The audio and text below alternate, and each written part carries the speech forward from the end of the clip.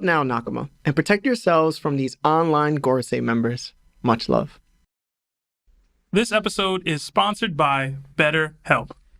Have you been struggling lately?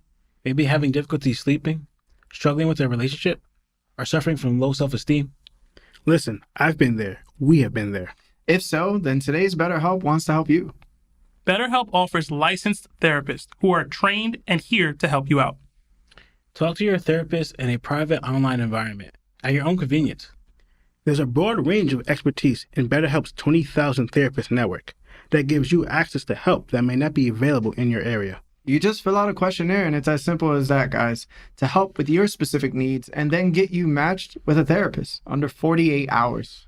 After that, you schedule a secure video or phone session. Plus, you can exchange unlimited messages and everything you share is confidential. We signed up for different reasons, and to be honest, it's legit. It helped us out a ton. You can request a different therapist at any point with no additional charge anytime. Join the 2+ million people who took charge of their mental health with an experienced BetterHelp therapist. This offer goes out to all our That One Piece Talk Nakama. You get 10% off your first month at betterhelp.com/TOPT. That's BetterHelp, HELP.com/TOPT. Thanks to BetterHelp for sponsoring the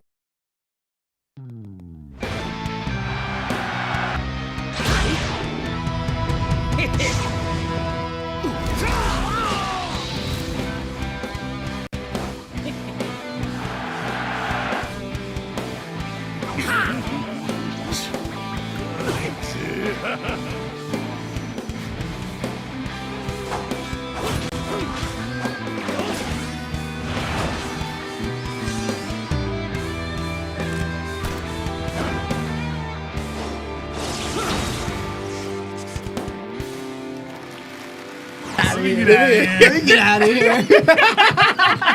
Where is he going? Bro is gonna go upstairs in the attic. Oh my God. Man, let me get out of here. I can't breathe. Let me get out of here. Oh my I'm about God. to bust a nut.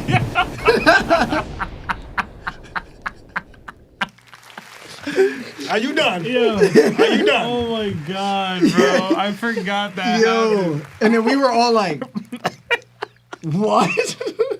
Oh, man. Oh, man. Yeah, to anybody that's just joining us now, we were talking about one of our favorite memories from our childhood. That sounds crazy. That sounds Oh, yeah, that sounds even crazy. That sounds crazy. Because what you said earlier, they heard. There's no way they heard that. That sounds crazy. That sounds so crazy, bro. So some lore when we were. Can I tell the story? No, bro. That's not fair. Yeah, Lotto doesn't want us to tell the story. It's actually Although I will say, Lottie, you're making it worse. by Yeah, not letting bro. I was us tell the saying, story. it's actually not bad. It's just the word you used were just wrong. And I Yeah. explained it to them that I said the wrong word, but apparently they keep on forgetting. And saying, why do you say that again? Like, it's Yo, like, I keeps know on what you were happening. trying to say, but what you said is what you said. Yeah, and that's bro. the story. Yeah. man. Whatever, let's go. Let's do the pod, all right? Let's do the pod. Hello, everyone. Welcome to another episode of TOPT. My name is Larry, Law. Lionel. Sam! and this is TOPT, where we talk anime and One Piece. Woo! What up, y'all? Episode, let me check, because I'll be forgetting. 239 in the building. Hello to everybody that's on Facebook, YouTube, Spotify, and Apple Podcasts. I love you guys so much. So thank you so much for being here. And yes, no hat today, so I'm flash banging all of you. All right? Every time Mark points the screen towards me, I expect a full-blown solar flare. All right? Solar Flare is crazy. I'll put it on the camera. Y'all keep messing with me. Y'all really won't see nothing. Anyway, listen, guys. Today's agenda is One Piece Chapter 1171. All right? Chapter 1171. Chapter 1171, and a lot of things happen this chapter. So it is a full pod today because Lionel is 2 out of 3. All right? 2 out of 3. Everybody was saying he wasn't going to make 40 episodes. Y'all not winning right now. All right? I still don't think he's on pace, technically. He's on 66% right now. That's not on pace for 40. Bigger than 40. I don't, Just let it rock. Yep. I don't think it is. But okay. Bro, what are you talking about, man? So we're gonna go through some super chats for about, I don't know, till probably like 6:12, 6:13, 6:15, and then we're gonna jump straight into the chapter. So please, if you haven't already, liked the video because we want to reach 1,000 likes, and we appreciate you so much. So, Seb, let's say what's up to chat, and let's say what's up to super chat. Yeah, we got a bunch of people in here. I see Misery Avenue, Gila Free, Project Iceman, Xavier O'Dilly, Minority Hunter, Dempsey Roll Epo, Michael Aguirre, Mike D, Noob Raisin, Mr. Prince, Marco Claudio, D. Livio, Blank Verse, Silly Fool, Master Hand, Zajen, Relmundo, Mick D. Arnold. Sophia's in here. What up, Sophia? Ciandre Williams. Just so many of y'all in here. Please hit that like button if you haven't already. It does help with the YouTube algorithm. And we do have a couple super chats sitting, so I'll read a bunch of those now. We got a few Nakama joined the ship, and Orban, C4 Enthusiast, and You Up, as well as Willie Thomas. So welcome. Enjoy all the emojis that come with being a Nakama. We also got a 10 months at Nakama status from Big Business Borsellino. It says Monster Trio plus Yamato plus Jinbei versus the OG 3 Admirals. Wait, is that right now? Yeah. So it's the Monster Trio plus Jinbei? And Yamato Against versus the 3 Admirals, the original 3 Admirals. Oh, Monster Trio. And plus Yamato. No. Like Luffy, Zoro, Sanji, Jinbei, Yamato against Akainu, Aokiji, and Kizaru. Yeah, I got them. The Straw Hats. Tactically, that's the Straw Hats. I got the Straw Hats. I do think that Luffy fights Akainu. Zoro is gonna fight Aokiji. And I think Yamato would fight Kizaru. What was the rest? Because I thought you were going to say, like, Luffy's fighting Akainu, Zoro's fighting Aokiji, and then he's going to jump Kizaru. That's what I thought you were going to say. Because that's what it's looking like. They definitely help. Wow. Okay. They definitely help. I just don't think that they would really be that needed. Okay. I got 3 Admirals, but I'm an Akainu guy. Y'all know that. I'm also Admiral Gang in general. What they gonna do to Bajrang guy? They got hacks, bro. They got a lot of hacks on their side. You know how I feel about hacks. Kaido had hacks too. Hey, man. I think that's shots too. It's going to be extreme death, but. All right. We got another. I put a poll up in the chat. Let us know your thoughts. We got another Nakama join the ship in Nodger. Welcome. Another $10 from DJ Glossy. It says, Happy MLK Day, y'all. Hashtag Lionel needs to show up so my parlay can hit. It's kind of crazy. Oh, I'm man. wearing basically all white on MLK Day. It's not that crazy. Yeah, that's kind of crazy. It's not that crazy, Yeah, bro. my bad, MLK. This is what he wanted, bro. I am what he wanted. I had a dream You need to be apologizing that a about. bald mixed man would be talking about anime. Another 5 from Wise Life Gaming. What's up, fellas? Just found out I'm going to be a dad again later this year. Hey, Wise Life. Again? Congrats, man. Yes, man. Is it a different baby mama? Come on, man. Come on. Spread that seed. He continues. How many losses do you think Luffy has left in the story? Hashtag topped on top. Hashtag BBC. Every fight he's gonna be in. I'm gonna go 3. 3 more losses. 3 more losses, but they're not. I mean, they're gonna be in the same vein that the Kaido losses were. You know what I'm saying? Like, if you're talking losses where like they lose to end the arc, like Saboti or like Marine Ford, then none. You know what I'm saying?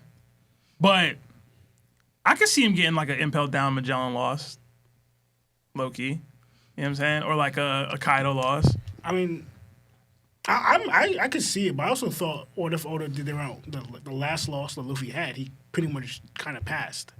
So that's going to be actually the end of his loss. He's not going to lose anymore. It's feasible that he doesn't lose again. I'm trying to think, who is Luffy going against next, like, from now on?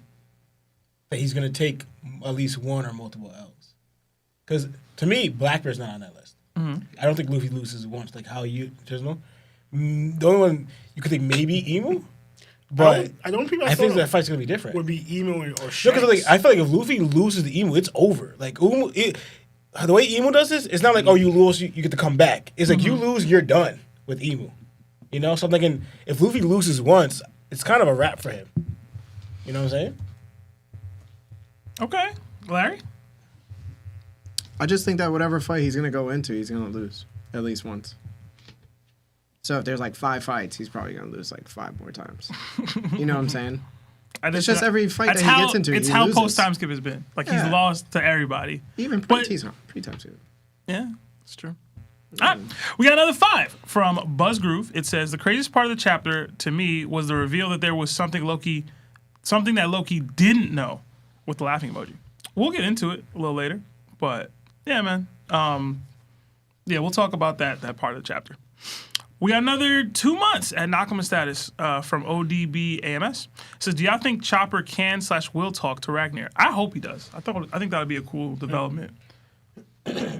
Chopper really just Meowth from Pokemon. That's a take, bro. I don't know what that is. He just be talking to other animals for like people. But Meowth was like, this is the gold with the gold thing on his Yeah, head. Squirtle be saying something and Meowth be like, yo, he said you a and then Ash be like, what? Why he say that? I guess. He's like, I don't know. We got another 5 gifted memberships from Roy Boy Stokes. Throw the Nakama fist up if you haven't already, please, and enjoy all the emojis that come with being a Nakama. We got another 5 from Dizzy BBL. Hey y'all, I think Emu got Shallow's contracts with CD like Big Mom had with Toto Land residents. Okay, so he's saying that the Shallows Covenant is happening to the other Celestial Dragons as well. I don't think that's happening, personally. They're not getting immortal. Like, I immortality. I think that when they get hurt, they don't die. They're saying Celestial Dragons. Like the other people of the Holy Land. Like the people in the spacesuits. I don't think they Like the Yeah, I St. don't Charlos know. and No, they don't get anything. We saw them get poked. Yeah. What Garling was I'm gonna say crucified. Executing one of them. Well, technically with the Shallows, you don't get the immortality part of it, right? So like technically you can still get hurt, right? It's just giving a piece of your soul or the option to be inhabited by Emu at some point if need be or whatever. That goes into argument when we talked about this. Do the other are we gonna call them spacesuit CDs? Do they know of Emu? Because that's the only. That's the other thing. I don't think they do, right? Like I don't think they do. Yeah. Man, I thought the Shallows did get it. Or was it just Depths and Up? No, it's the depths and the abyssals that get it. The Shallows are basically just like, yo, I'm you in the set, but you're not in the set for real. It gives you the option to get that later. Because I thought so too, but then Shanks, Shanks really gets his arm taken off and doesn't get regenerate. He should also. The only thing I think what attaches him is that if he's close enough, he will fall into obedience to evil. Yeah. That's what it kind of grants you. So it's like you get no perks, but you close enough, you just getting taken over. Shanks. Throw it back. What? Okay. He's like, I'm too close to avoid not doing this. Really? All right, I guess last super chat before we head into the chapter. We did get another 5 from Sillyful. It says, getting my taxes paid before we get into it. Hashtag Shanks downscale. LMAO. Hashtag Lionel 2 out of 3. Yeah, man, we keep it count. Shanks downscale is funny. From this chapter, what happened? I think I have an idea, but. What? All right. That's it? It's Yeah? 6:15, bro. All right. My bad, yo. Lock in, man. I'm trying to. I didn't finish the last question of the chapter. I was boo loving. It's real. Happens. Women hold you back. Remember that. No, I'm joking. I hope she's not watching. That's How you gonna crazy. fit those two sentences? Crazy. I really don't like it. Yo, my girl is crazy too. She's small. Now you really gotta hope she Yeah, is. bro. We was washing knives earlier because like it was in the dishwasher, and I was like, "Oh, let me help. I'll help dry it." And I felt like there's a couple times I think she was pointing it at me, and I was like, "Huh? Am I?" Whatever I did, my bad. It's a joke. You good, bro? It's a joke. This is like the first. Imagine I was conversation. blinking. I was like, Listen, I need help. Speaking of Morse code, I'm hitting him under the table. for the men out there that are in abusive relationships, let this be a sign to tell your friends. Or it makes things better. I'm joking. All right. This week's chapter is titled Ragnar. For the reader request, it was captioned, Zoro being given a cat ear headband by a cat. And that's exactly what we get. A cat is placing cat ears on top of Zoro's head while he's showing off his sword in front of his vanity. What did you guys think about this moment? Let's start with Lionel.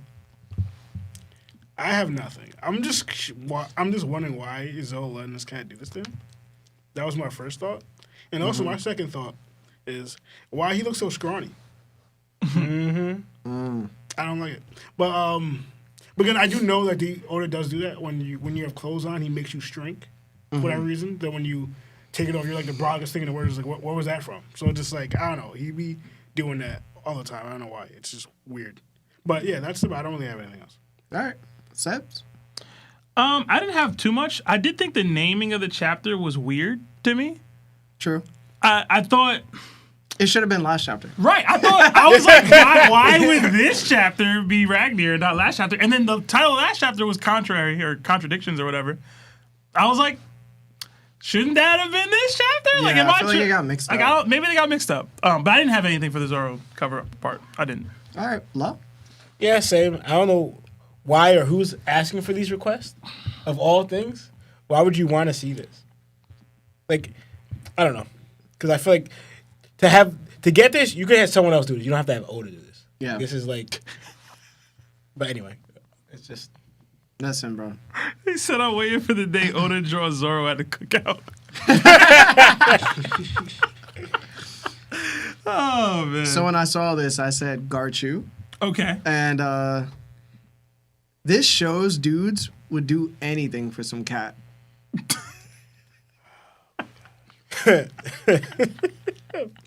All of you on the side of that computer looking at us right now, touch the screen. You know I'm right. Oh, my. You think when Zoro sees himself standing next to Sexy Red, he believes he sees two bad? What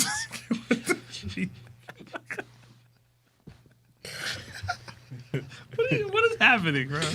Listen, bro. What do you Maybe I'm being too harsh on Zoro. I mean, he's clearly doing it for some cat. Meanwhile, Sanji cross-dressed on a whim and moaned while getting spun by a man. It's not canon. I love both of them still, though. They're my will. From Stranger Things. Yeah. Yeah. Mm-hmm.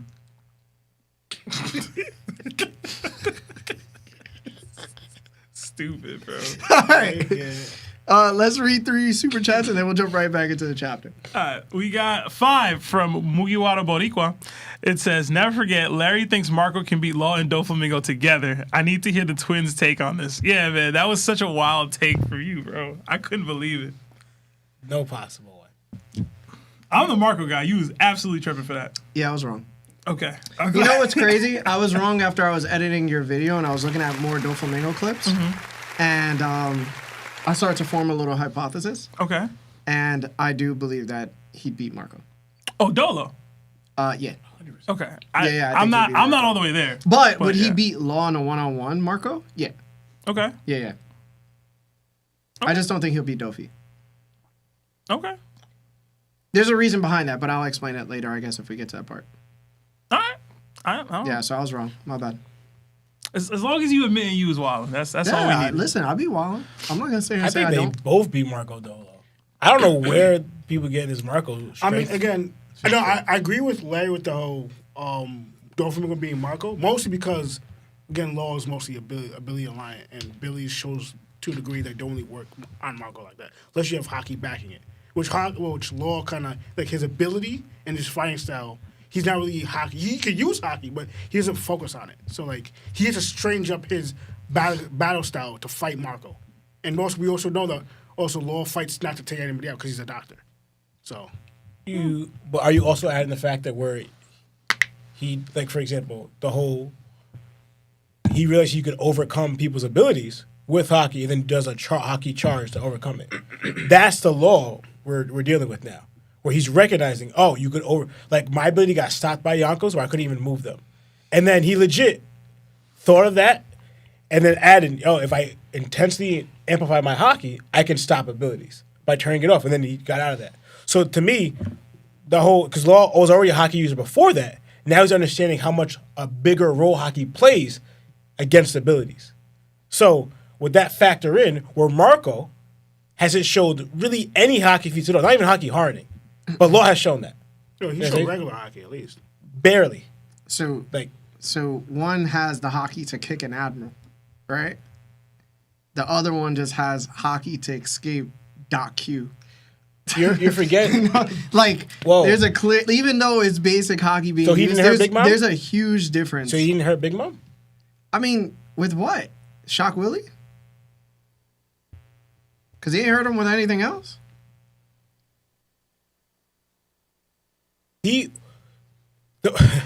I'm just tripping. So what I'm trying to understand.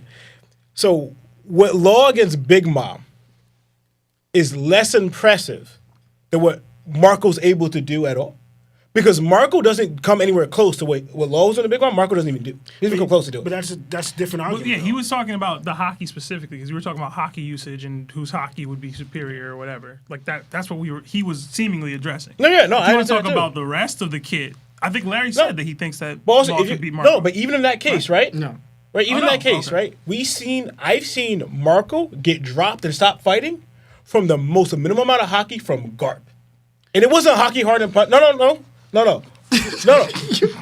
Yo, we can't do this. No. We got a full cast. No, listen to me, right? Oh listen my to me. God. I'm seeing that, but I saw Law taking a Haki hardened barrage from Big Mom. So let me ask you a question. What Haki level stronger? That little punch he gave freaking that Garp gave Marco during Marineford War? Or the punches that he took from Big Mom when it was Haki hardened? Which is stronger Haki? Garp.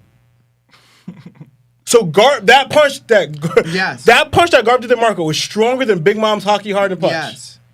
That's tripping. That's tripping, bro. I mean, you say the add-up build-up to the back, but Garp jumped off the couch to swing on Marco. Like, that happened. Big Mom was, pinned back by Law at the same time swinging at him like this? Yeah. You're telling me that Garp jumping up and rocking Marco is weak than Big Mom's? Dude, in the pocket? At best, that was a love tap. Lawrence. By Garp. At best. And we already love tap by and we Garp. already seen At Big best. Mom running from love taps from Garp. At best. We saw her running from that. No.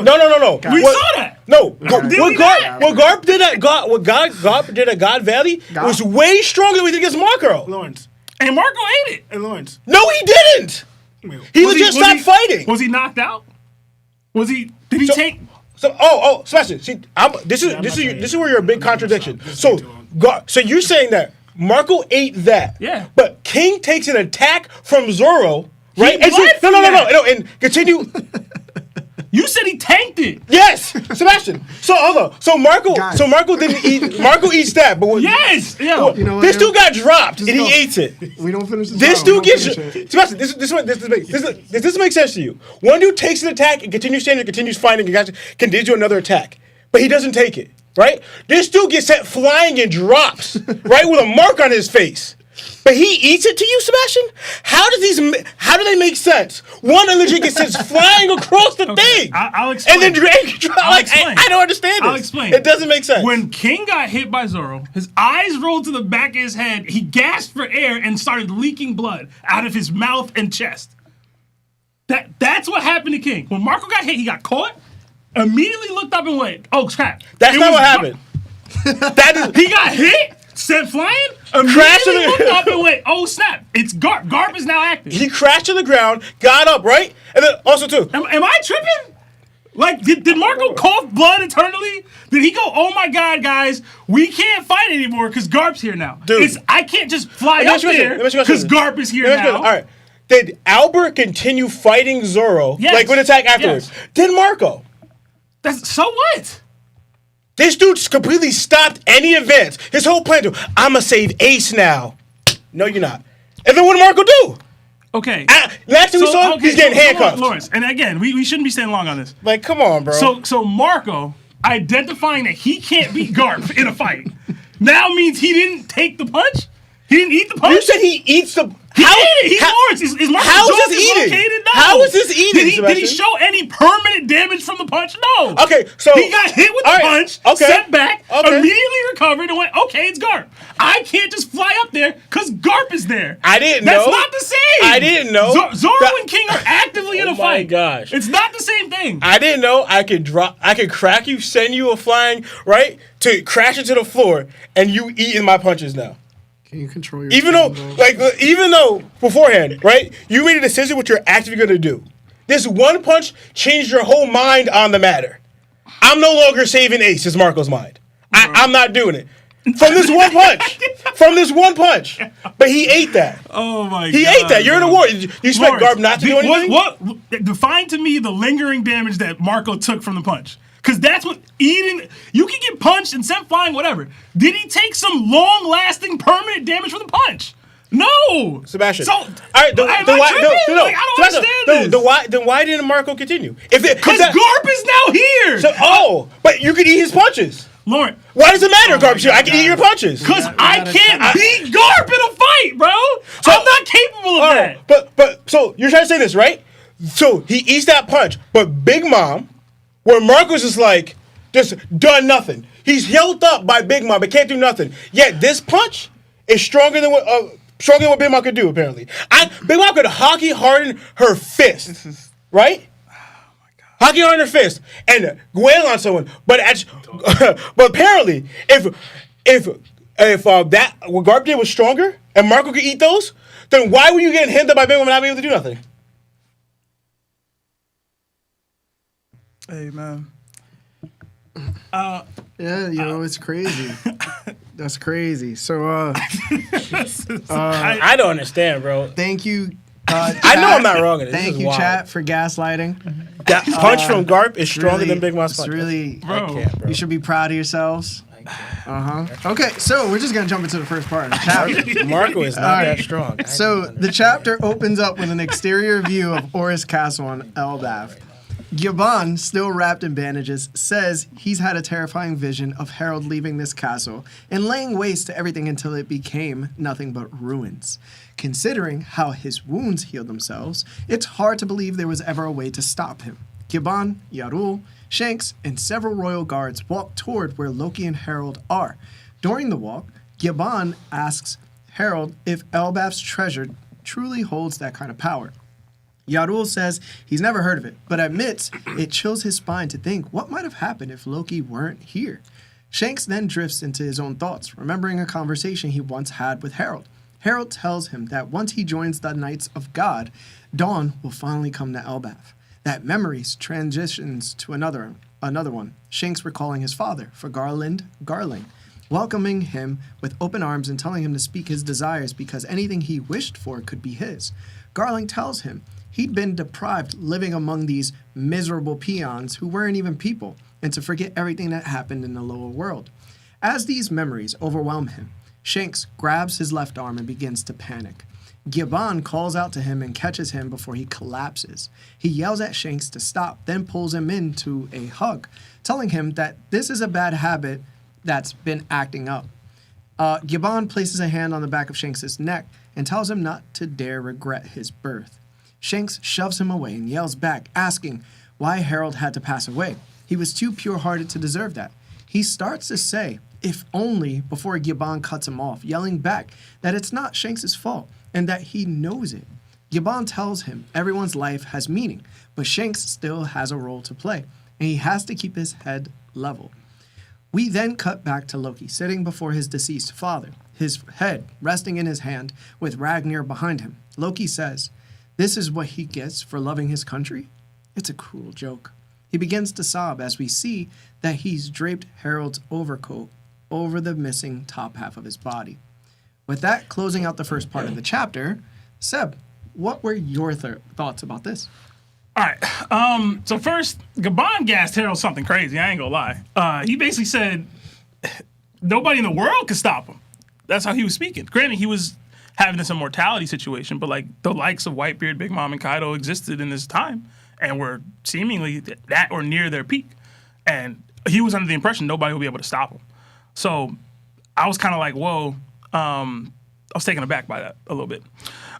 Stands to reason, though. You know, a bunch of chapters ago, he was under the impression that Luffy likely still wouldn't be able to defeat Loki, even though it was reported that he had defeated Kaido already.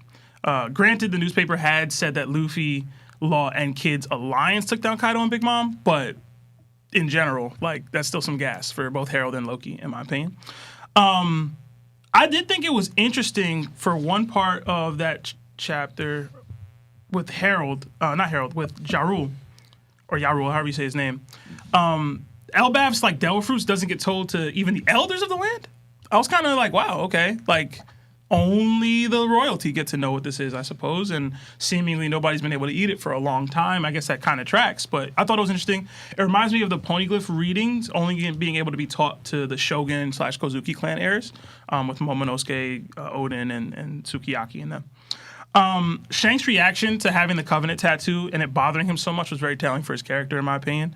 Granted, we already know much about Shanks at this time, but I like seeing that. Even just the potential to be forced to do this kind of thing makes Shanks sick to his stomach, to the point to nearly like hyperventilating at the thought of it. It reminded me of Naruto with the Sasuke situation, but not the same like weakness being represented by the character, in my opinion.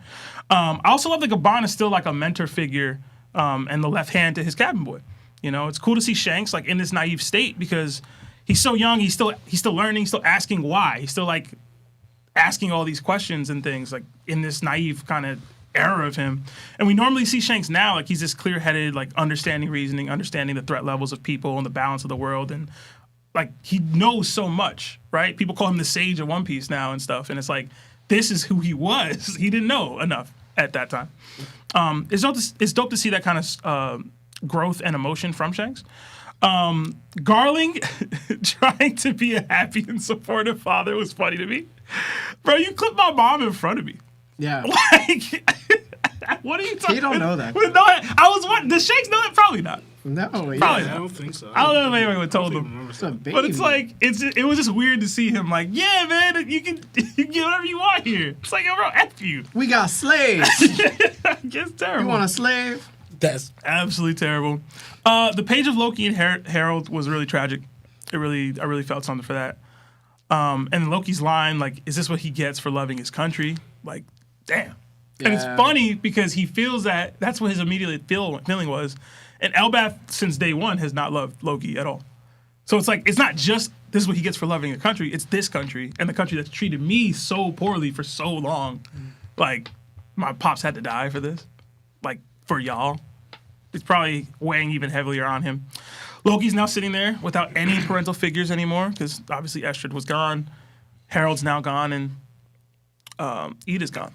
So he doesn't really have any father or parental figures at all. I guess maybe Yarul, but not really. He's crying. It's just that, you know, him placing his jacket over Harold reminded me of Luffy covering Katakuri's mouth after their fight in the Mirror World. I was a bit upset, though, because I did kind of want to see what the remains of Harold's torso would look like. But after that attack, Oda probably did the right thing not showing us what it looked like. It was probably too graphic to highlight. But I was trying to see it. I ain't gonna lie. I was. What's wrong with you, man? I was trying to see. I wanted to see what it looked like. You know? Call your mom. Call your dad. That's it for me, though. I'll stop there. Yeah.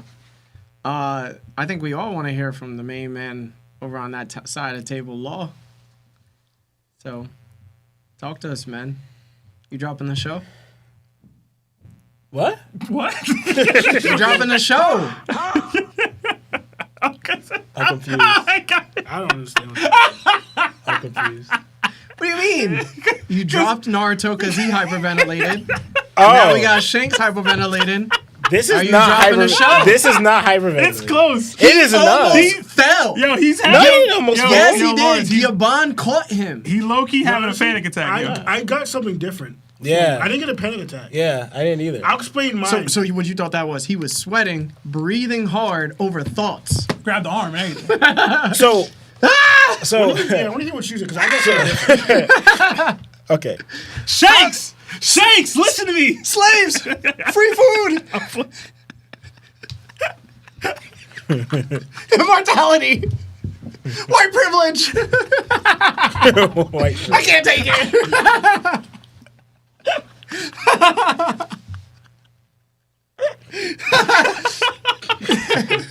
Free college tuition. Oh my god, bro! Bro was having Free a panic. healthcare. Bro had a panic attack about receiving the betterment of life. Yo, chill. Yo, it's so funny. He said, man. "Not IMLK."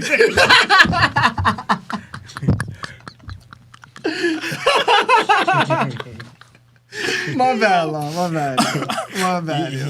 Yeah, it's just so. I guess I can understand where you got that. I didn't think that way at all. Like, cause all right, so I understand you guys are linking them. Where, for example, do you guys see anger in this at all? Yeah, for sure. Did you see anger at all for Naruto's perspective? No. Right? So this is a big part of why I see something different, right?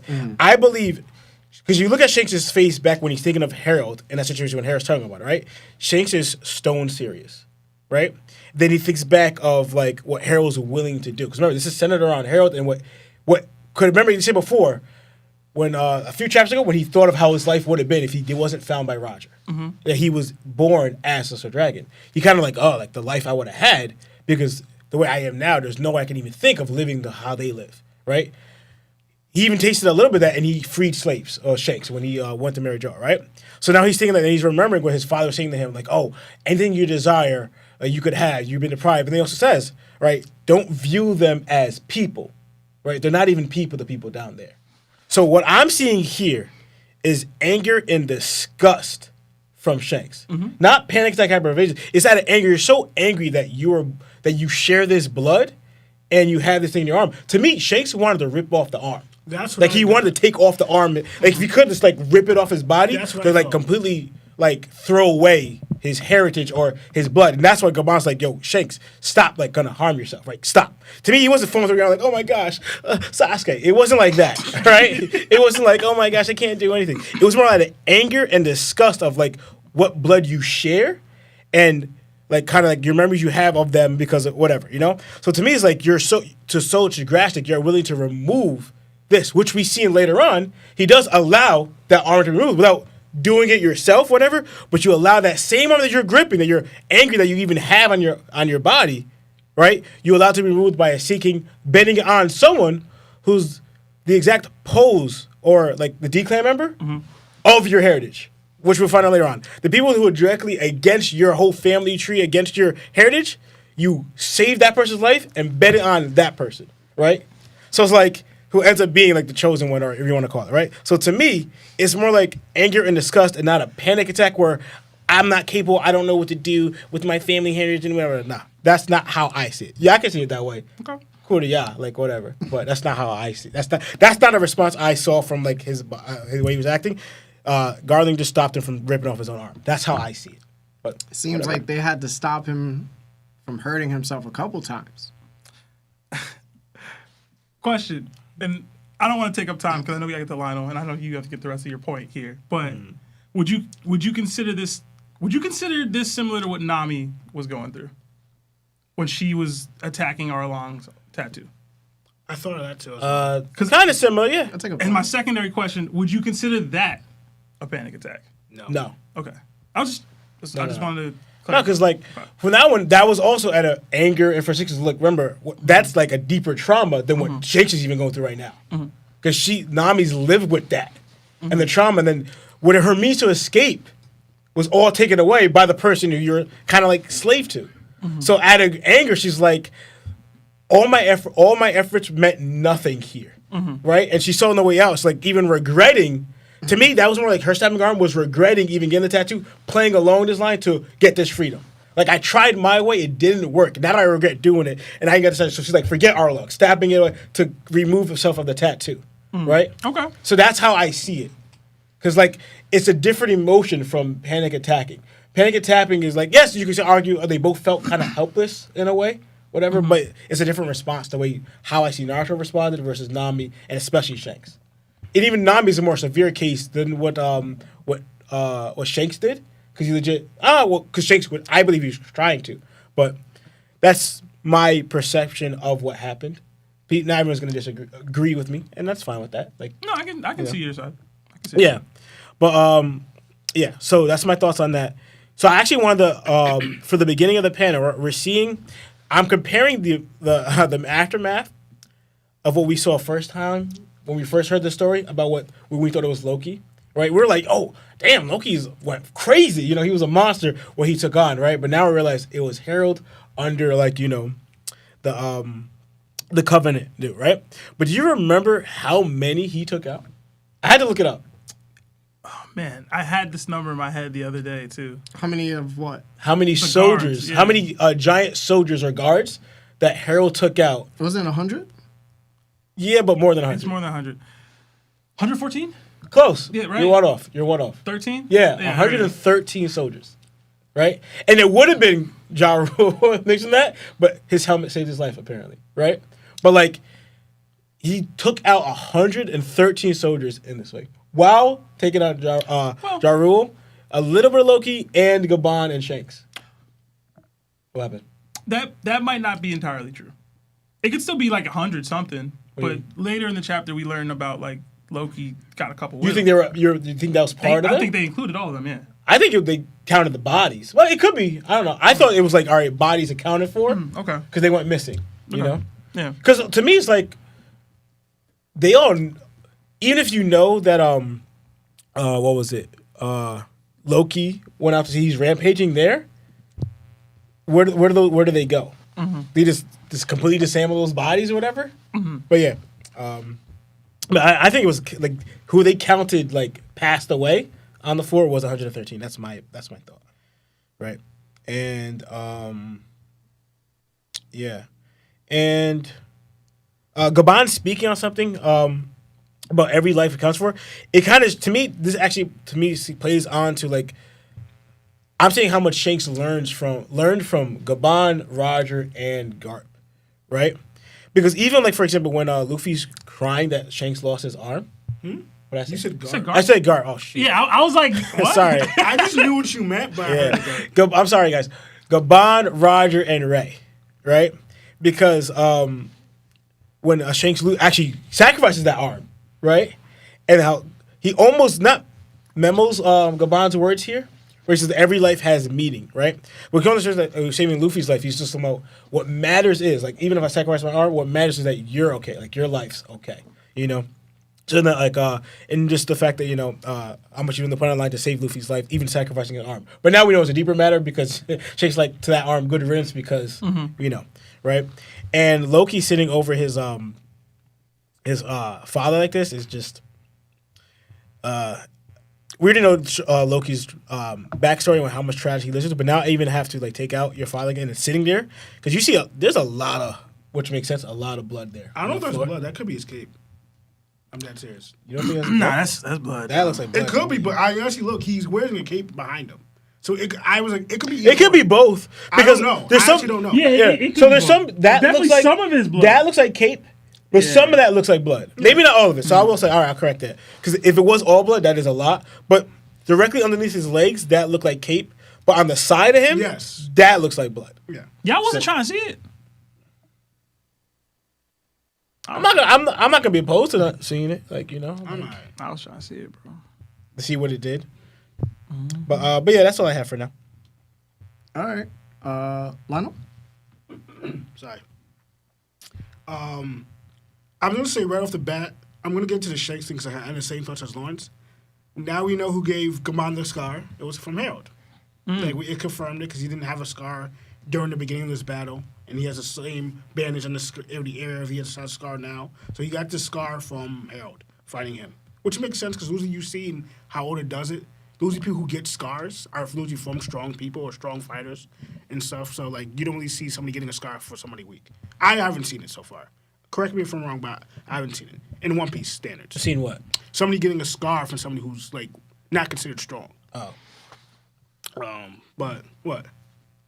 I find it a little bit with this interesting with the whole because what Gaban said, and this is alluding to like, all right, because Gaban said it's hard to imagine with what the wounds with Harold, because the kept on healing and he was scared of Harold going into the world, right?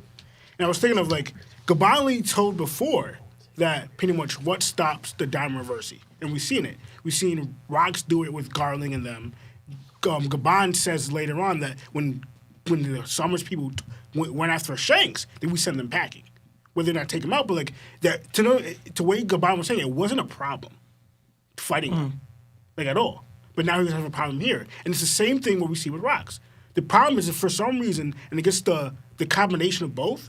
It's besides the person who you are, like it was obviously Rocks and it's obviously Harold, two really strong people. But the difference is the Conquerors.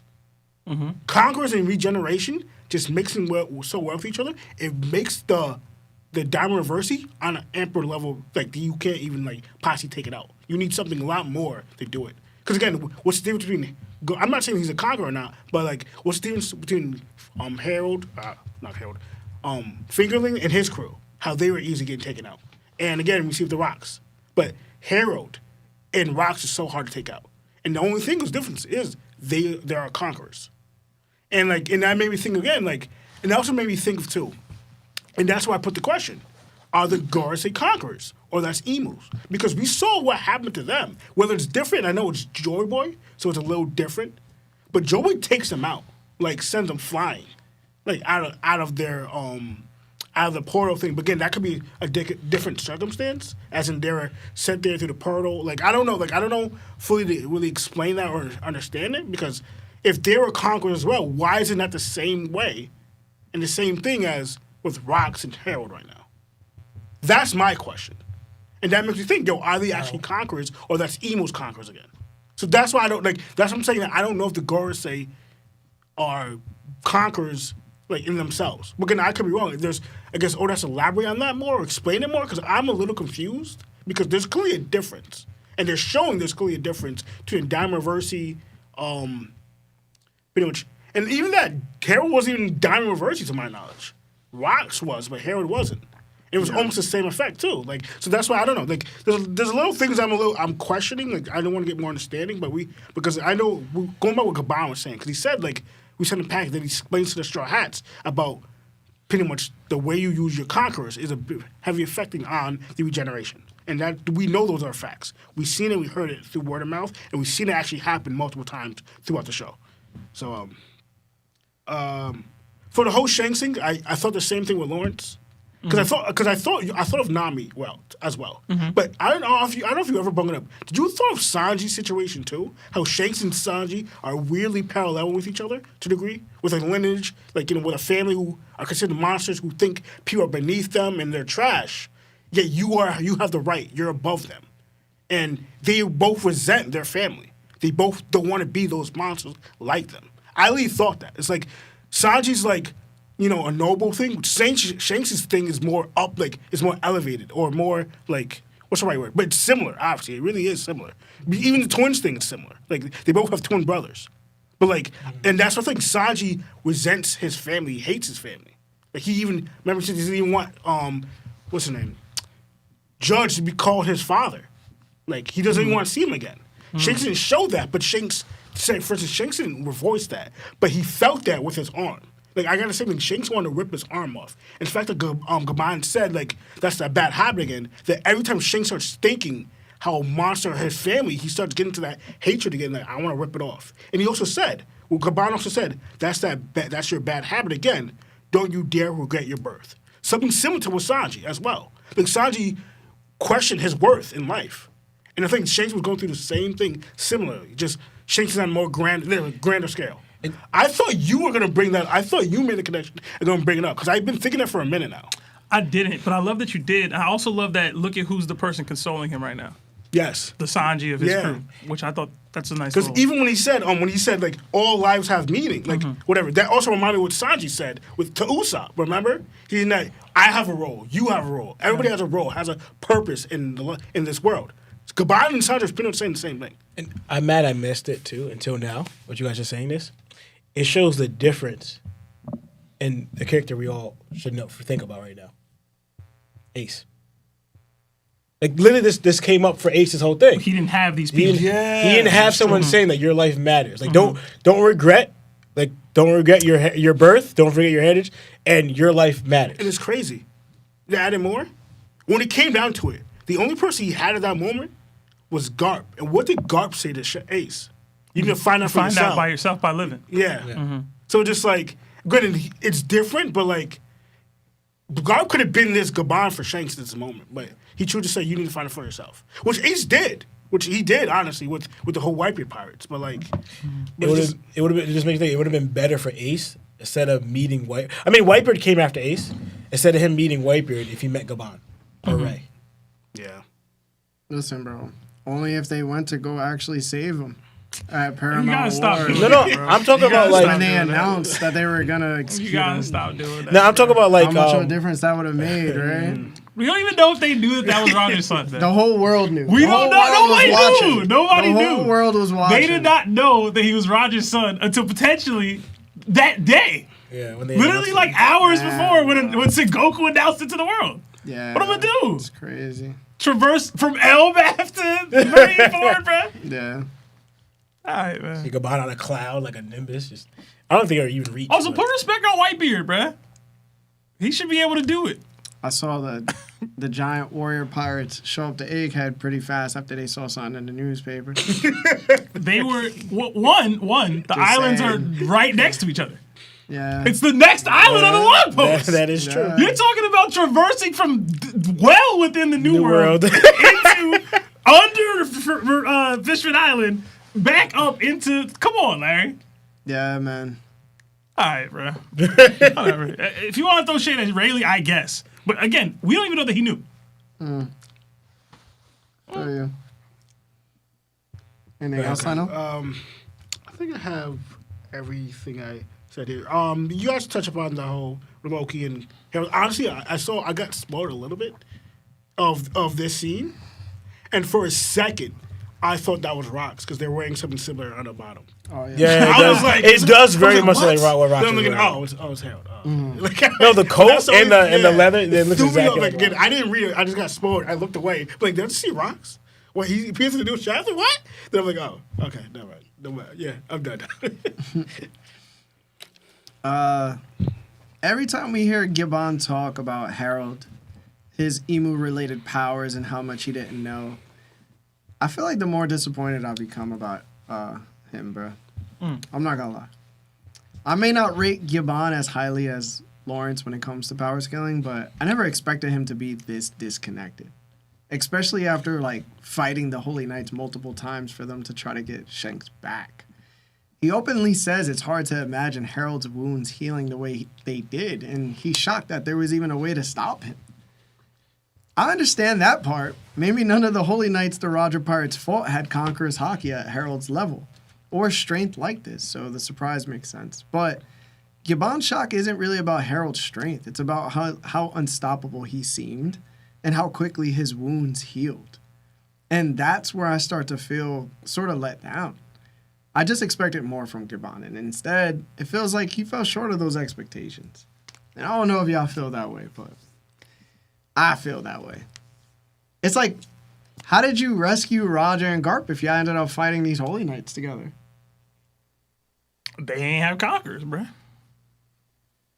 I mean, it was Maffey, Sommers, and Garling, bro. I mean, maybe Garling has conquerors, maybe, but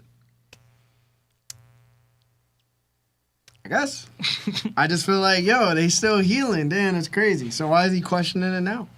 And I guess that's my whole point. But I mean, he admitted that he had never fought anybody who had a conqueror's Haki with this ability before. And on top of that, Harold's just stronger than him in the first place. yeah. And I think it's also too is like, all right, most people, like most of the knights he fought, they're down for the count already. This dude, no matter what we throw at him, just keeps coming back. So it's just like, to this level, like what more do I need? Because I keep the normal knights I've been fighting, they're done. Yeah, But- he used to his captain handling these kind But of no, but that's Or Rayleigh. But that's what I'm saying. I'm comparing like, Rayleigh upskill. but Garp. I mean, Roger's saying something similar with the Garp that we keep attacking rocks, and we know it's hurting him, but he keeps coming. That's why I think. That's why I'm thinking the Conquerors is a bigger factor in for some reason. Yeah. Besides the defense wise, I think. But Yeah. So I'm gonna go on a little Naruto spiel. All right. I'm gonna go on a little Naruto spiel. So The difference between Naruto and Shanks's panic attack is rooted in context and in the burden of what they were dealing with. Naruto had been chasing Sasuke to bring him back to the village since they were children. After failing during the retrieval arc, he made a promise to Sakura that he would bring Sasuke back home. When Naruto trains with Jiraiya, Jiraiya explains the cyclical nature of hatred in the world, and he admits he doesn't know how to end it. That question eventually comes back to haunt Naruto when Pain is shown to have also trained under Jiraiya, and he murders him. Then Pain destroys Konoha and asks Naruto directly, how will you overcome this cycle of hatred? Naruto, lying on the ground with chakra rods piercing his body, admits he doesn't know. When Hinata nearly passes away, protecting him, Naruto gives in to his hate for Pain, but ultimately overcomes it with the help of Minato and defeats him. He's finally accepted by the village that once hated him. But almost immediately after, Naruto learns Omoi and Karui that Sasuke has joined the Akatsuki and has allegedly murdered their friend Killer Bee. They demand information about Sasuke since Sasuke is now marked for execution in the bingo book.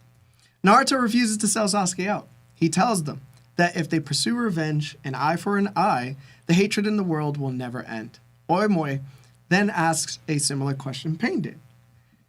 Where do you suggest we take this hatred? How would you take responsibility? Naruto has no answer. He stays silent as Karui beats the living hell out of him until Sai steps in to stop it. Desperate, Naruto goes to the Raikage and begs him to forgive Sasuke, knowing that a war between Konoha and the Cloud would only be fueled by vengeance, the very thing Sasuke has been consumed by. The Raikage refuses and tells Naruto that the entire world will hunt Sasuke down. Begging for criminals, A says, is not a friendship in the shinobi world. Then Naruto's own friends decide they'll take Sasuke out themselves. Sakura wants to go to Naruto, confess her fake love, and ask him to break his promise to get Sasuke back.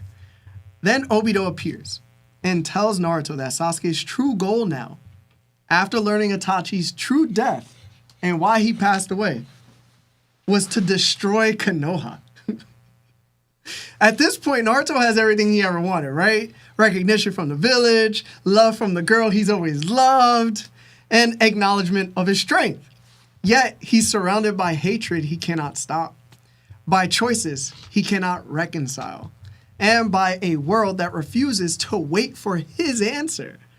This is Naruto facing aporia in its purest form. If he can't end the cycle of hatred, how can he ever become Hokage? The weight of that question finally crushes him, and he collapses. And when you apply this to Shanks, the situation is very different. Shanks is carrying the weight of the world in his own way. So even if he appears weak in this moment, I think he deserves respect because he's fighting a battle just as impossible, just far quieter. So it's not Shanks' downscale for all those people saying it's a downscale to have a panic attack. Did that change your mind, Lawrence? One, I never thought Shanks was having a panic attack. And Naruto? He said no. You knew that was falling on deaf ears, bro. Yeah. Lawrence, he just cried over shit for Sasuke. Even though what you said, it was all valid. 100%. Yeah. No, it was more than just Sasuke. No, the one thing is, that's how I say it. It's over Sasuke. If it was, you take Sasuke out the variable, then I'll give him more credit. But to me, it's also, too, how I view it, him and Sasuke didn't even have a real bond. They didn't. So to me, it's like, it makes this over him, like, there's no connection for me. So why, to me, it's like, why? It's over this dude that you weren't even really friends with. Yeah. You know what I'm saying? I'm not connected to it. I tried, Law. This scene with Loki was genuinely disturbing. I honestly don't know how the anime is going to adapt this. Imagine sitting across from your father, someone you barely knew, someone you only understood through his massive ambitions, He tells you to take his life. Not just that, but to take over over his vision for Elbaf, while warning you about the world government as a threat he himself couldn't stand up to. And then you actually do it. You follow through with his request. You're forced to sit there afterwards, staring at the consequences of your own actions. In his body in a pool of his own blood and coat. The upper half completely gone. That's traumatizing on every level. I thought that's what Doflamingo said. Well, When he said, I lost my mother at this and I killed my father at this age. This is like another version of that. No. Loki lost his mother at this time and he ended up taking out his father. Just like Doflamingo. I can't, are you laughing about taking your parents out? No. Yeah, he definitely. Yeah, that was a Lionel's little like, psychotic. Lionel's like, those aren't my parents. Lionel needs to go pray. You might, bro. But I will say this. I do really feel for Loki.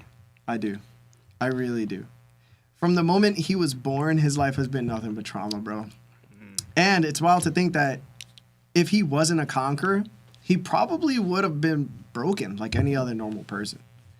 That alone says everything about his mental strength. Loki is truly an exceptional person. I would like to mention that Ragnar is also colossal, bro. Like, this is the biggest I think I've ever seen Ragnar. Which That's makes what I'm me saying. think, can Ragnar change size? Pause. I really do wonder, can it change size? Can it get smaller? Can it get bigger? Pause. That handle was smaller when we first saw it. Right. It was definitely smaller. In my opinion, it was smaller. I don't think but I think so because when it's on Loki's back and he grabs it, like it looks like almost as big as Loki. But the other times it looks small. Like it looks small. Loki and Harold are significantly larger than I think even most ancient giants. They said right. Yeah. They're still bigger than even what they normally would be. Yeah. So maybe it can adjust size to I don't fit the know. wielder. Because later on, you're gonna wait.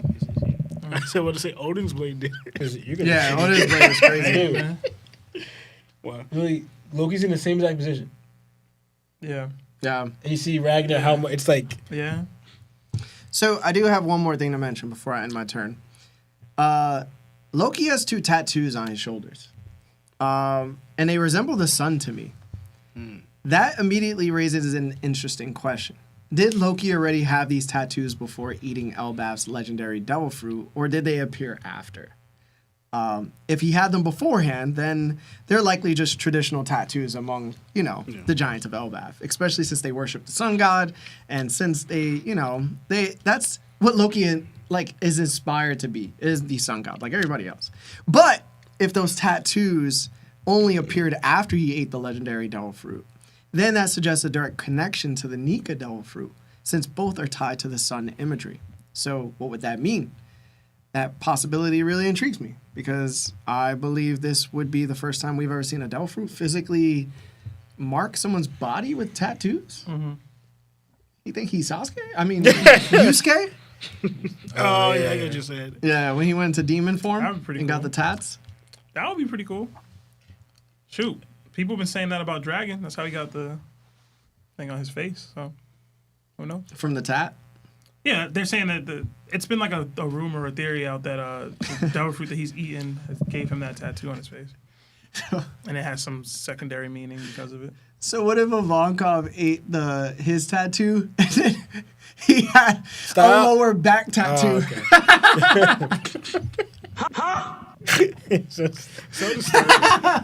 He had a lower back tattoo. You know there was a Mortal Kombat type fighting game, but it was based on the guy who wrote Back to the Future, and the way they would fight would be because they were blessed by the gods putting tattoos on their bodies, and it would form like fighting moves that they could use in the game from their tattoos. I did not know that. And it was based on colors. So you have to have a colored tattoo and it would do a special ability in the game. It was terrible. It was one of the worst fighting games of all time. Marv will eventually tell me. He could probably find it. But I forgot what it was. Eternal Champions? I don't know. I don't know the name, but it's terrible. Yeah. It's like a baby god. But it's like an Indian guy in a diaper. And he hands out tattoos. It's so stupid.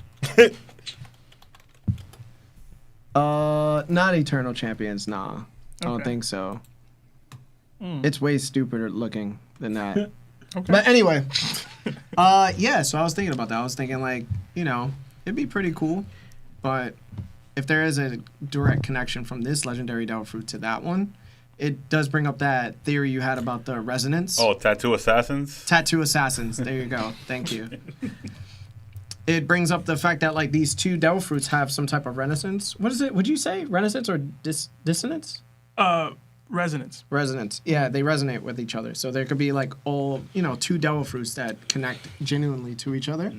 And the sun god, Nika Devil Fruit, happens to just be more, important than the other. This game looks stupid. The game is stupid. game It's looks terrible. looks pretty It's good. absolutely looks terrible. terrible. It's terrible. You said the guy from Back to the Future? Yeah, the guy he wrote Terrible. it. Yeah, it's pretty bad. This looks It's terrible. a terrible game. This looks one of the. It's a terrible fighting game.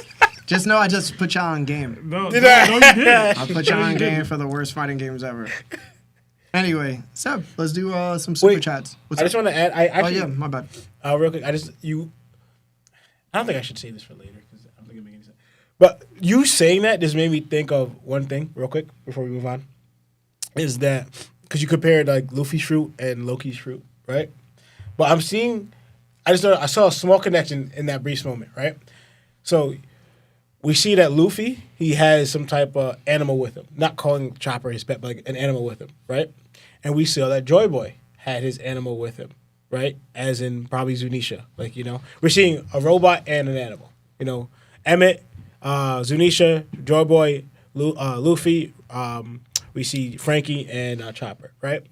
So now, I also thought of, too, if they're also kind of combining Sun Wukong, like whatever, I know he has like a friend or a companion that's also an animal. Like the Monkey King has, it's like this bull he's like friends with that's crazy powerful, similar to him, whatever, right? So I'm saying that I wonder now if Nika is the fruit, what if it's like animal companion is what Loki ate? I just thought of that. That's interesting. Yeah, I just thought of that weird connection. Like I wonder if that companion. I'm not gonna call it his pet, but like, yeah. I wasn't getting what you were saying for a little bit, but then I got it. You don't know the story of Journey to the West? No, I'm saying the way he was explaining it. Oh. Yeah, but I got it. Yeah, I get it. Oh, yeah, I like that. Right, yeah. So I just That's thought a that was good connection. connection. Yeah. Yeah, I can see it. Ooh, baby, I like it raw. Yeah, baby, I like it raw. All right. We got a $2 super chat sitting from Project Iceman. Thank you for waiting, man. It says, Luffy heard the whole story, Loki deaf joining the crew. We'll get into that a little bit later, I guess. But to me, I feel like Luffy he's only cared to hear two stories in full. That was the story of Odin and Loki's story. Yeah. And both of those were stories about Conqueror's hockey users. So I do think that Oda is telling us, like in a meta way, like Luffy's only going to care about the other greatest people to ever live kind of thing. Yeah. Like the larger than life kind of people. At least their stories in this way. I don't know. That's just how I view it. So we got another 26 months at Nakama status from Sanjay. It says, what up? Hashtag bald peace talk. Thank you. Another 10 from Buckster Carson. Why isn't Blackbeard's Devil Fruit considered a special paramecia like Katakuri's? Blackbeard has a physical body unlike other Logias, and he can produce darkness from his body like how Katakuri produces mochi. It probably is. I'm going to be real with you. But they see it's a Lagia. Yeah, I mean, I would be playing fast and loose, bruh. It's probably a special Logia, honestly. I mean, I don't see why not. I mean, that'd be the first. There's no special Lagias. I never said that. It's about as special you can get.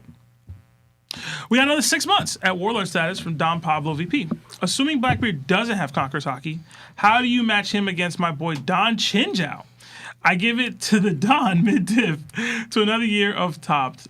Don Pablo, sounds to me like you're trying to make the top 2026 trash take list, bro. I'm going to be real. I'll tell Chris, I guess. We saying old Chinjo? I don't think there's any version of Chinjao as beating Blackbeard, That's personally. fair. I agree with you. I agree with you on But that. that's me. Prime Don Chinjo. For sure. All right. Old Chinjo, getting rocked. It's going to get closer. He's still losing to me. Still losing. Sam. I got Blackbeard. Yeah. Number 5 from Luis Vlogs. Based on Doflamingo and Shanks, could the rest of the Celestial Dragons potentially have conquerors? Did the 20 Kingdoms have that in the past? Thoughts? Love y'all. I don't think like a lot of them will, just because of how they are, their temperament. But I do think we will see more. Like I'm personally a believer that Garling will have it. I want it to be his own though. I don't want it to be from Emu, the way Lana was kind of talking about with the Gorsei. I want him to have his own Conqueror's Hockey. I think Shamrock will also have it. Those are the only ones that I can see it for though. Like I don't think we're gonna get another one. Maybe there's another Holy Knight in there that's a Conqueror, but I don't know. I don't see any of them. Like I said, maybe Garling, maybe. But After that showing with Rock, yeah, it's not looking good. I don't It's not think looking he good. is. Yeah, I it's don't not think he great is. at all. It's not looking great. I ain't gonna lie. But Shanks got it. So It's unfair to say that about Rocks, though. Because, like, Garland can't, even if he did have it, he can't compete because he couldn't use it as, his wasn't as strong or utilization wasn't as big as Rocks. He was a youngin, man. yeah, it's I like don't know how old It was like, yo, he's young. here's Shanks versus Kid again. So you can't really say that, you know? yeah. I feel like it's kind of unfair to Garling. But yeah, I don't think we're gonna see many more Celestial Dragon Conquerors. Another 5 from Fellwinter Peak. Have y'all thought about your own ship names? Mine would be the Red Tremor. Oh, that's pretty cool. The Red Tremor. I have never thought of what my ship name would be. Yeah. Even when I was doing the gold, like the blonde squad, the Blonde Pirates, I didn't think of a name for the ship. Now I think about it. I gotta think back on that. The SS Nasty. It's Mr. Nasty Time. Mr. Nasty Time. Anytime it pulls up, you play that.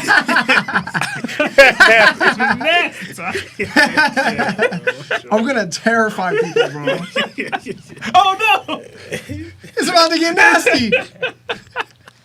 That reminds me of Dirty D from I was thinking of Footy Tank. from Booty Tank. Footy Tank's so goated, bro. It's so stupid. can't. Yeah, they really visited him in prison and gave him dirt. It's so They dirty. snuck in Stuck dirt. dirt into the prison. He was like, He just rubbed it all over his face. That's so stupid, bro. all right, we got another document of the ship in Thrasin, I think. 13. Welcome. Another 5 from Bucks to Carson.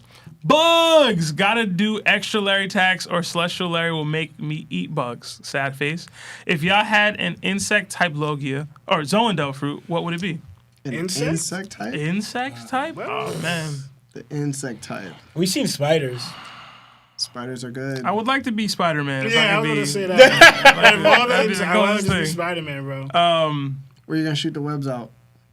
I don't know. bro. Actually, spiders are arachnids. They're not insects. Thanks for that, Marv. Appreciate it. What the Marv is just a bugologist? Bugologist? Clearly, we don't know crap about bugs, bro. Oh my god. I'll be Yo, a what's not a bug? I'm gonna be a cockroach man, bro. You dirty, You're bro. gonna be You're that- just dirty. You're dirty. You just dirty, bro. I'm surviving the elements. You're gonna be that guy from MLB, the first movie. Remember that guy, the cockroach that was taking the first Men in Black movie. Remember? Oh, you said MLB. I was so confused with what you were saying. Okay. Oh yeah. That might be. Yeah. You're right. I said I was baseball. thinking of Major League. I said What is he baseball. talking I about? said It's baseball. MLK Day, and you can't remember Men in Black? First of all, he was hired. All right. I'm gonna shut up. I'll probably, Oh wow. I'll probably be like, Lawrence is about to go full. Yeah, seriously. Yo, what are you on, bro? What are you on, bro? I'm gonna shut up. excuse me, girl. Can you tap on that woman right there, that white woman? Did you send it to them? The snowflake, the picture, What? bro. You sent it to me, A snowflake picture. bro. So the dude, y'all remember Don't Be a Menace? The dude who was Oh! dating the white women specifically? Oh yeah, the guy that only messed with white women, but he like claimed he was like Super woke and all that. super Oh, yeah, black. yeah. All right, on his hat, He had, like, the his kufi. African hat is goofy. He had a snowflake on the kufi. Larry said this to me. I was crying. I was like, yo, out of all the times we quoted this funny movie, Yo, bro, never once. and not once did I notice a snowflake on his hat. Bro has a snowflake insignia, bro. Preach, brother. Preach. Yeah, his name was Preach. Oh my god, bro. So funny. Excuse me, my African queen. Can you tap that white girl woman? for me? My milk of magnesia. When the devil made you, he broke the mold. I can't, man. If y'all never seen Don't Be Honest. Hey, man, why you be preaching about all this, but you mess with white women? He's like, because I'm trying to do what they did to us for 600 years. What's that? Horrible. All right. We got another 5 from Demetrius Anderson. Listen, bro. Who wins at what diff? Katakuri versus Anel. It's okay to stand up to and wipe. # we listen and we don't judge. I got Cat, bro. I don't know why he threw that in there. I don't know why you do that. Yeah, I gotta go now. Because I don't care. Yup, I'm taking a route. Hacks, baby. That might be. I'm I'm doing what you doing, man. The worst takes. How does it feel? Anel, baby. How's He it don't feel? believe this. Though. He doing this to troll me. Guess He's what? not doing it from the. He's not doing it for real. Listen, bro, I can make a scenario right now, just like you be doing. And now, what Cat Even gonna if- do? even What if Cat gonna do even if if Anel 2,000 meters away? He gonna future Huh? sight and dodge whatever Adele sends at him. You got to be like, he gonna cook his mochi with lightning. Yeah, he gonna heat it to the point he can't mold his mochi. Oh my god, bro. Yup, Cat. I got Cat mid diff. yup. Steamed mochi tonight. Okay. Cat mid diff. Anel, Okay. Mid diff? Mid diff. low diff. Mid diff. It should be low. It's not mid. I'm going. It's not mid. I'm going mid out of respect for Adele. You know, Dan, when you saw that fight with Luffy and Anel, and you saw that fight with Luffy and Cat, and there's nowhere you go. Yeah, that's mid diff. Hey man, Anel, baby. I'm assuming Adele got stronger. Another All right. 16 months. Oh, you. Yeah, let's go back. Okay. All right. So we jump back into the chapter and arrive at the Holy Land, Marijo. A voice declares that was an exceedingly rare ancient giant warrior, granted immense power and an immortal body. The scene then reveals Imu addressing the Gorosei. That creature was nothing short but a monster. And you're telling me it was slain? By whom? What is happening in Elbaf? The Gorosei respond that they'll investigate, noting that Herald's Abyss still remains intact in Elbaf. But Imu cuts them off. Enough! Sending more knights would only result in further losses. Performing the covenant exacts a cost, even on Imu himself. And they're visibly short of breath. Imu continues, explaining that Herald chose to humble himself before humanity in an attempt to connect his nation with other lands and people. That decision branded him a heretic. His people were a tribe of warriors, every drop of their blood calling out for battle. And integrating them carelessly into the government would inevitably lead to internal collapse.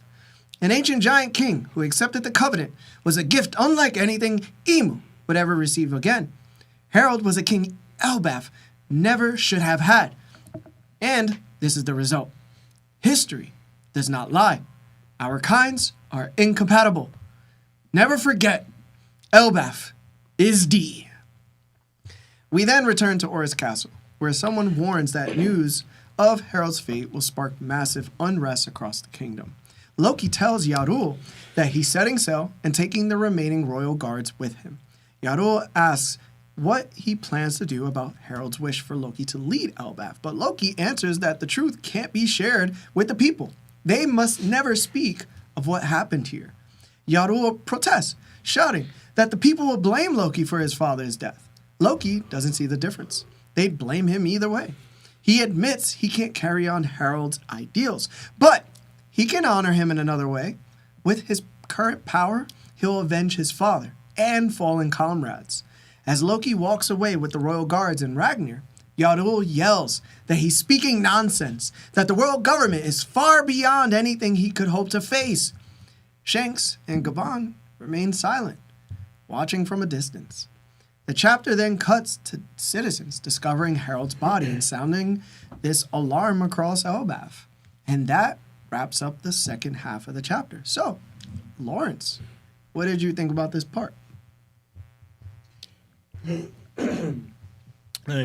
So it just shows, like, I guess how I'm just putting the story together of like how everyone was viewing Harold and Harold under the Covenant. Like Emo was saying, like what a great loss it is them losing Harold, and he couldn't think of anyone in Elbaf that could take Harold out. Right, saying this guy was like already a monster or this strong or whatever. Then he had something that enhanced all his abilities and made him even stronger and the power to regenerate. Right, I'm sure that Emo could tell that he was a conqueror as well.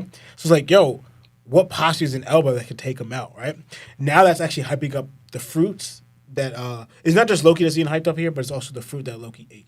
Hence what Gaban and Jaru were talking about, how strong that fruit's seeming to be, right? It's able to overpower. We know the full story right here, but either way, that fruit with Loki and his fruit and his conquerors was still able to undo the regenerative and like what Emo was able to give them to the Covenant. Yeah, the regeneration was able to all do that faster than it could regenerate. You know, right?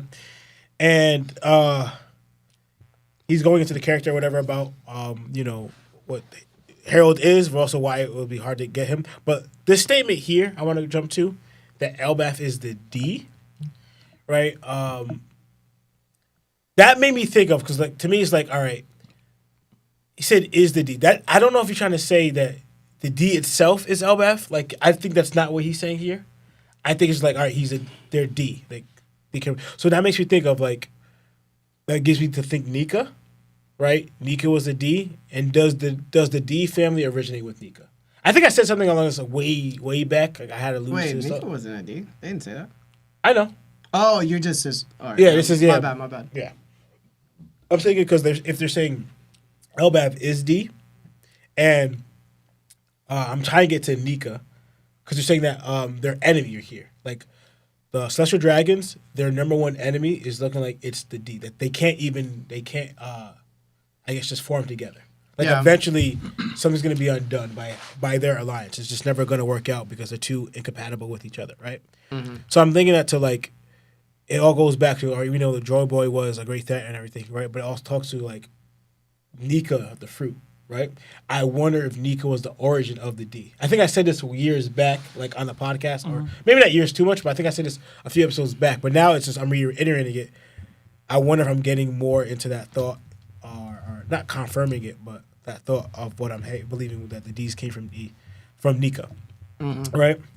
And to me, I wish the way they're hyping up Harold, and especially him under the Covenant, I want to know how strong he really was. Right? Because the way they're hyping him, they say like he was stronger than almost anybody else. You know? Like, because even the way Emo's breaking it down, right? How he's viewing Harold and under his control, right? That's more credit he's kind of given. I'm not saying anybody else in the control, but that's more credit he's given to anybody, right? Because he came across like, because he said those statements he said that the Elbaf shouldn't see, huh? No, same. I kicked him. Elbaf wouldn't see anyone like this, right? Mm-hmm. The only times we've seen that is when he mentioned, for example, Joy Boy and Davy. He mentioned to Rox that he will not see someone like of their kind of like that, like them, right? Now he's kind of saying something similar of Harold. So I don't know if he's putting Harold up to that class with them, or is it just for like Elbaf? You know, how he's the way I understood it, and I guess I could elaborate this more on my point, but it's the combination of factors. It's that he's an ancient giant, he's this strong, conquerors hockey user, who thought in this way. Yeah. You know what I'm saying? Mm-hmm. Who was willing to capitulate and do, you know what I'm saying? Right. Like, he would be a heretic. Like, he called him a heretic to his people. Like, we lost a valuable opportunity. Like, we're never going to get that opportunity again. Yeah. Right. I think that's the way he was looking at it. Not exactly in the strength or comparing him directly to Joy Boy or whoever. But it was like, yo, this was our golden ticket to do this, and we fumbled it. Or whatever happened. Yeah. And I can get further later, but I'll stop there. Right. Okay. So and then I want to go into this now, because this also changes a lot of thoughts to me of like how Loki went out to sea. We were always told that Loki went out to sea rampaging. Mm-hmm. He rampages for 8 years, and then eventually he gets stopped by Shanks, right? But now, this changed the scope where he's not I don't view him so much as rampaging. He left for his own reasons, but he's not in a rampage state anymore, you know? So I'm like, what was he doing? Because remember, we all believe him doing that, him rampaging led to him becoming a Yonko and then taken out by Shanks, and Shanks replaces him, right? So now I'm rethinking that aspect because also he has, in a way, a pirate crew because he has the guards with him, whatever guards that are left, right? So now he's out on the sea. What are you doing? Because in his mind, he wants to go after the world government, right? To me, I'm questioning that now because if you guys remember going back, because we all know that at the end of 8 years, it results in him and Shanks battling. How they battled, why they battled, there's still information they got out. Also want to add, it could be through this year's. He meets Lola. Some stuff still doesn't make sense to me. I don't care. Oda, you got to make it sense. I still don't see Lola and him. He's just like, oh my gosh, Lola, and then fall. Was he not on the phone, Lionel? You was there. You was there, Lawrence. We talked about this. I was. I still don't. I don't see how Loki sees Lola. Is like, oh, that's wifey. I'm sorry, I don't see it. It's because she ugly, man. No, it's not. Put him on a list. Put him on a list. I can't. Wait, how old is Lola? Don't matter. That's a child, man. Is it? What you doing with that little dog? Man, leave that little dog alone.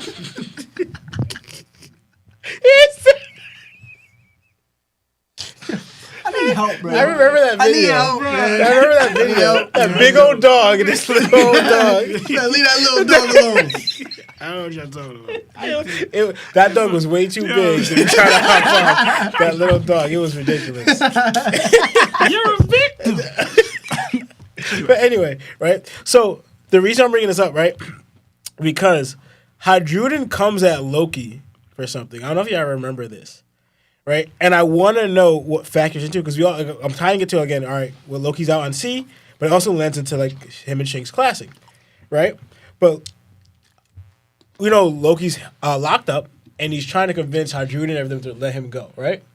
But Hajrudin yells at Loki and says, right, like he's yelling at Loki first. Loki's yelling at Hajrudin, are you really going to let outsiders, as in like Luffy and the Straw Hats, protect Elbaf when I'm here? Like, us giants, we need to do it. Hajrudin responds back at chapter 1152. He says, is that a fact? Because I can certainly see you betraying Elbaf and joining side with the government instead, right? Best of thought, right? But he goes, you more or so less already did this already. Like, you kind of already did this. So then Loki makes a face like a guilty look on his face. So I was like, what happened those 8 years from this with your father that you're in a situation where to Elbaf or to Hajrudin's eyes, you in a way sided with the world government against Elbaf? Right? And I'm not saying that resulted, if Shanks is aligned with Elbaf, this could be a result of why they fought in the first place. Whatever Loki did, those 8 years, maybe signing with the world government for it. It could be him, he tried working his way inside to attack them. But all I know, but it drew, what I'm thinking, it drew a battle where Shanks stepped in to defeat Loki for Elbaf because he sided with the world government against them. Because Shanks is still aligned with Elbaf, and then Loki's face when Hajrudin posing, like, you already did this in the past. You sided with the government instead of Elbaf. Loki doesn't deny it, and he makes his face just like, you call, like, so what? Like, you know? So to me, the trigger for that and even the reaction was just the, like, you've betrayed Elbaf before. Mm-hmm. And Loki's not in a position to tell how, I mean, he ends up telling him, but tell him what really happened. Yeah. So I don't think it's but I could be wrong. I don't think we're supposed to look at it from the siding with the world government part of it. It's more the not fighting for Elbaf, betraying Elbaf, doing what's worse for Elbaf by killing our father. So you think the whole... I think that conversation, that what Hajrudin was talking about, wasn't about the 8 years. It was about the Herald. The Herald thing? Yes. But that could be me. I could be wrong. How do you know that they know that the world government's involved there? They don't. I'm saying in general, he's saying, I can't trust you. You killed our father. For who knows what reason. You know what I'm saying? Like, it could have been a world government thing, whatever. But to me, it's like, yo, that's the crux of what the problem is. It's not, and because again, if that's the case, that would, we're gonna get to it later in the chapter. He'd probably bring that up then. It's like, all right, you didn't do this thing, but what about this other thing? Like, he doesn't bring up a secondary thing. You know what I'm saying? But I'm saying he's bringing it up kind of now. But I think I thought of what Lawrence thought of, but the opposite. Because the fact that Harold already has a negative and bad view of Loki, so like Hajrudin. Yeah, Hajrudin. So it's just like And Hajrudin clearly shows he doesn't know all the facts about Loki and his actions. And we've seen it. Loki doesn't explain himself like Odin. Like he doesn't, because he makes himself look as a bad guy for specific reasons. He didn't even want to tell Hajrudin this story. So why would he tell him this? And how would Hajrudin know? So any negative feedback or news that Hajrudin gets from Loki, he's just going to believe because, he would be that. He would that. He's that character. So, I believe this is just another misunderstanding of Hajrudin having towards Loki. That's what I got from it. I don't think he actually betrayed Elbaf. And it's possible because he also doesn't really like him, and he kind of blames a little bit of them for the reason why he ended this of taking out his own father. So it could be mixed feelings of both, but I don't think he technically betrayed Elbaf at the end, but I don't know. We'll wait to see. Yeah. Sorry. I can see that. It just rose the question in here because, to me, there's no way Elbaf will know that the government's involved with the Herald thing, because they don't even know the whole story. If they knew the government was involved, they would know in a way that what happened to Herald and Loki, right? But since they don't know, right? To me, that has to explain the 8 years where Loki was in a way more free, right? And that's what I'm thinking. It could be a situation where he tried in a way, because to him, what I'm going on, there's no way Loki aligns with the world government.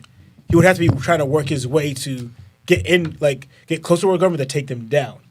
And Elbaf viewing it as, or Hajrudin viewing it as, you're siding with them, you know? But I was thinking, I'm trying to, the cost, because right now what I'm seeing is, because Shanks is here, why do you guys fight later that you bring him back to Elbaf, you know? I was thinking the same thing. So I'm thinking, all right, but if it's looking right here, you sided with the world government here. That would, to me, that's more of a just reason where they come back, where you would defeat Loki, capture him, and bring him to Elbaf. You get what I'm saying here? So I don't know. That's the thought. So I wanted to share that as a thought, where I'm just making sense of what happened there. And that's what I have for now. All right, Seb. Okay. I thought Emu's reaction to Harold losing was also really telling. He's in utter shock. And Emu identifies a few things that I found really interesting here. One, that Elbaf has a countermeasure to the Holy Knights that would deem sending more there useless. So it makes their reasoning for not returning make sense, and it also shows Emu can have some level of understanding. Because before this, I had to take that second back and think about it. I don't know that Loki had ever left the island. So in Emu's eyes, Loki doesn't exist, and if he does exist, he's just Harold's son. And then that Loki, who was already a conqueror and strong as hell, eats this legendary devil fruit and gets Ragnar. So it's his reaction is apt. What is on Elbaf? It actually didn't exist. This version, this warrior, this being didn't exist literally 2 hours ago. You know what I'm saying? What is on Elbaf? That shouldn't exist right now. So him having that foresight to be all right, let's not send more people. We'll just lose more soldiers.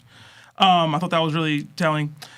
He reveals that he's clearly affected by using the covenants. So probably more specifically the deeper ones, Harold signed a deeper covenant and ended up passing, and he was huffing and puffing and breathing heavily and saying hey, this is at a cost to me. I can't just send people because it'll be damaging to me, or he can't just give out the covenants. And then they had the number of covenants you're able to give out.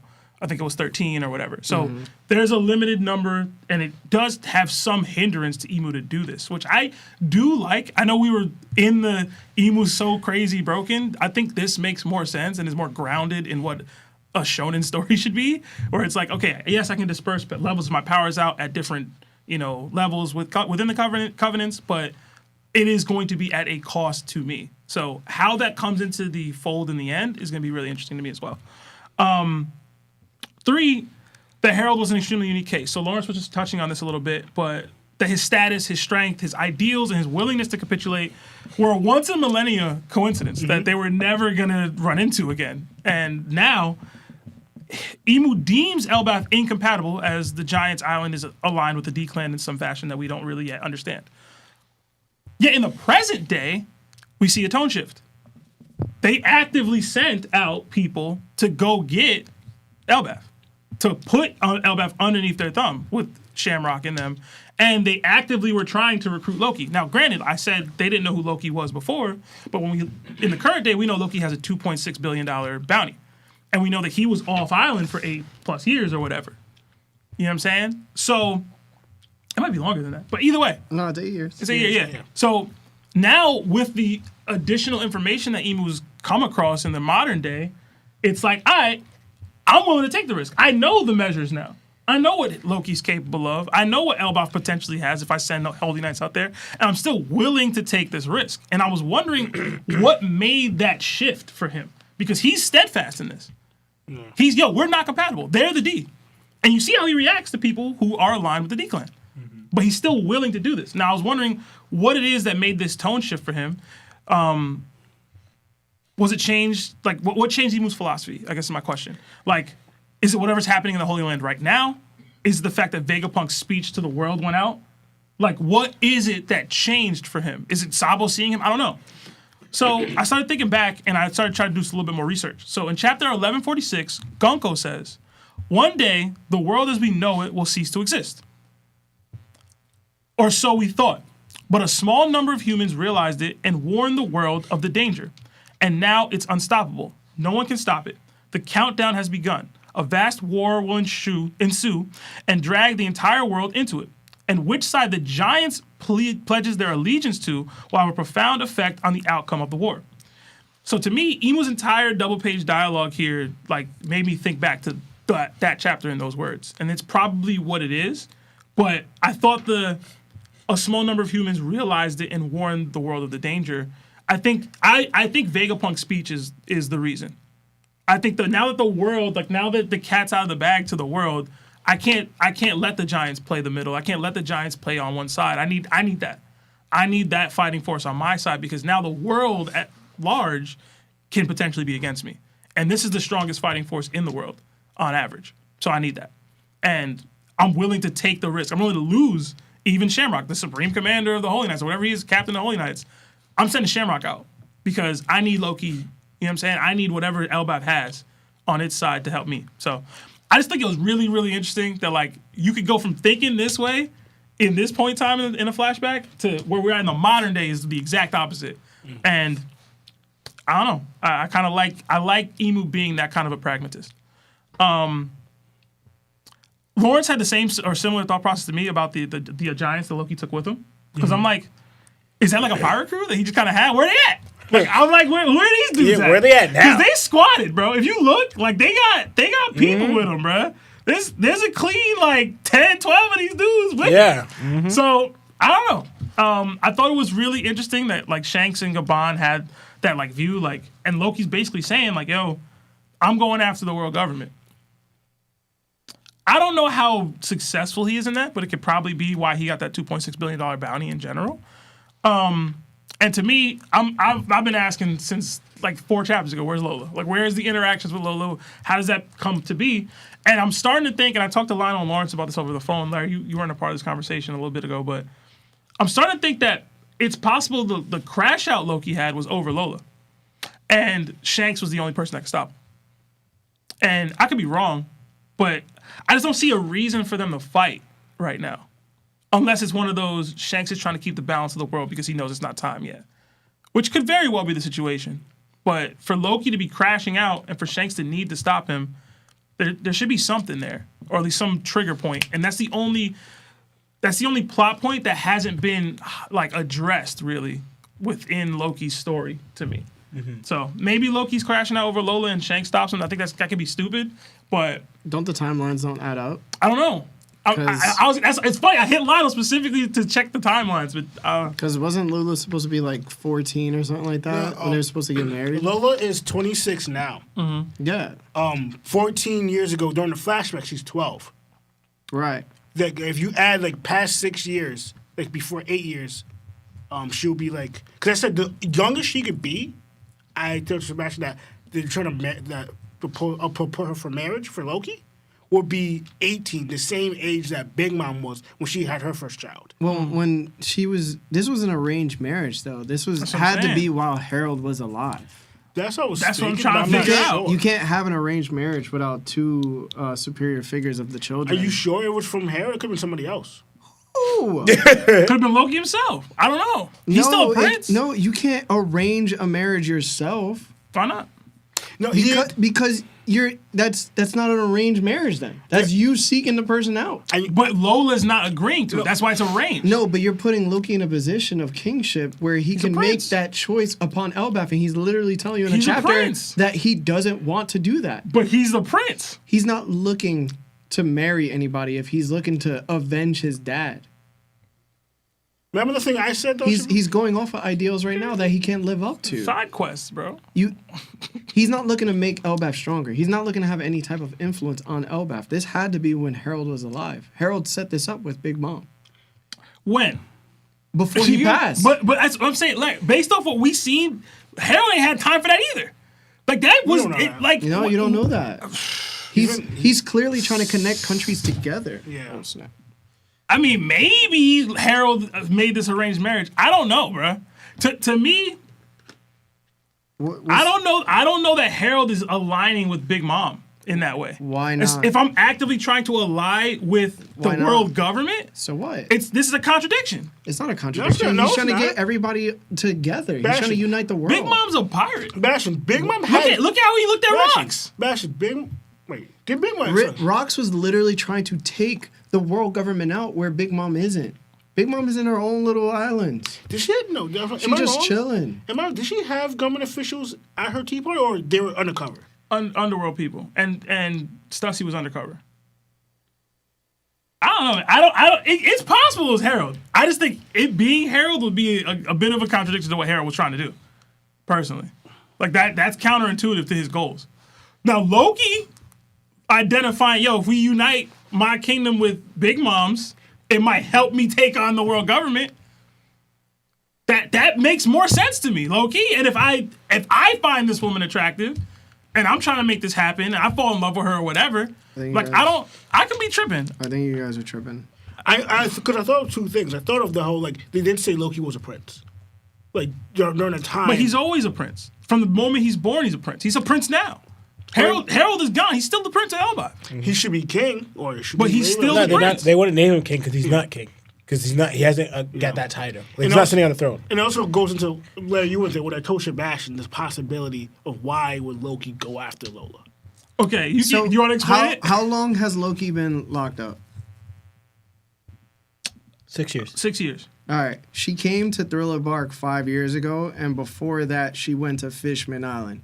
And then before that, that's when she happened to do whatever. But even then, there's a large gap in that where she could have been announced to Loki. That would have to have been 13 years ago when Harold was still alive. That means she was 13, 14, the earliest, that she could have had that arranged marriage. You can't have an arranged marriage without two people offering these children up to each other. That's how it works. That's how it standardly works. Doesn't mean it has to work that way. Have you ever seen a kingdom offer the king just automatically go, let's have an arranged marriage. I want your daughter. And it's so we could just...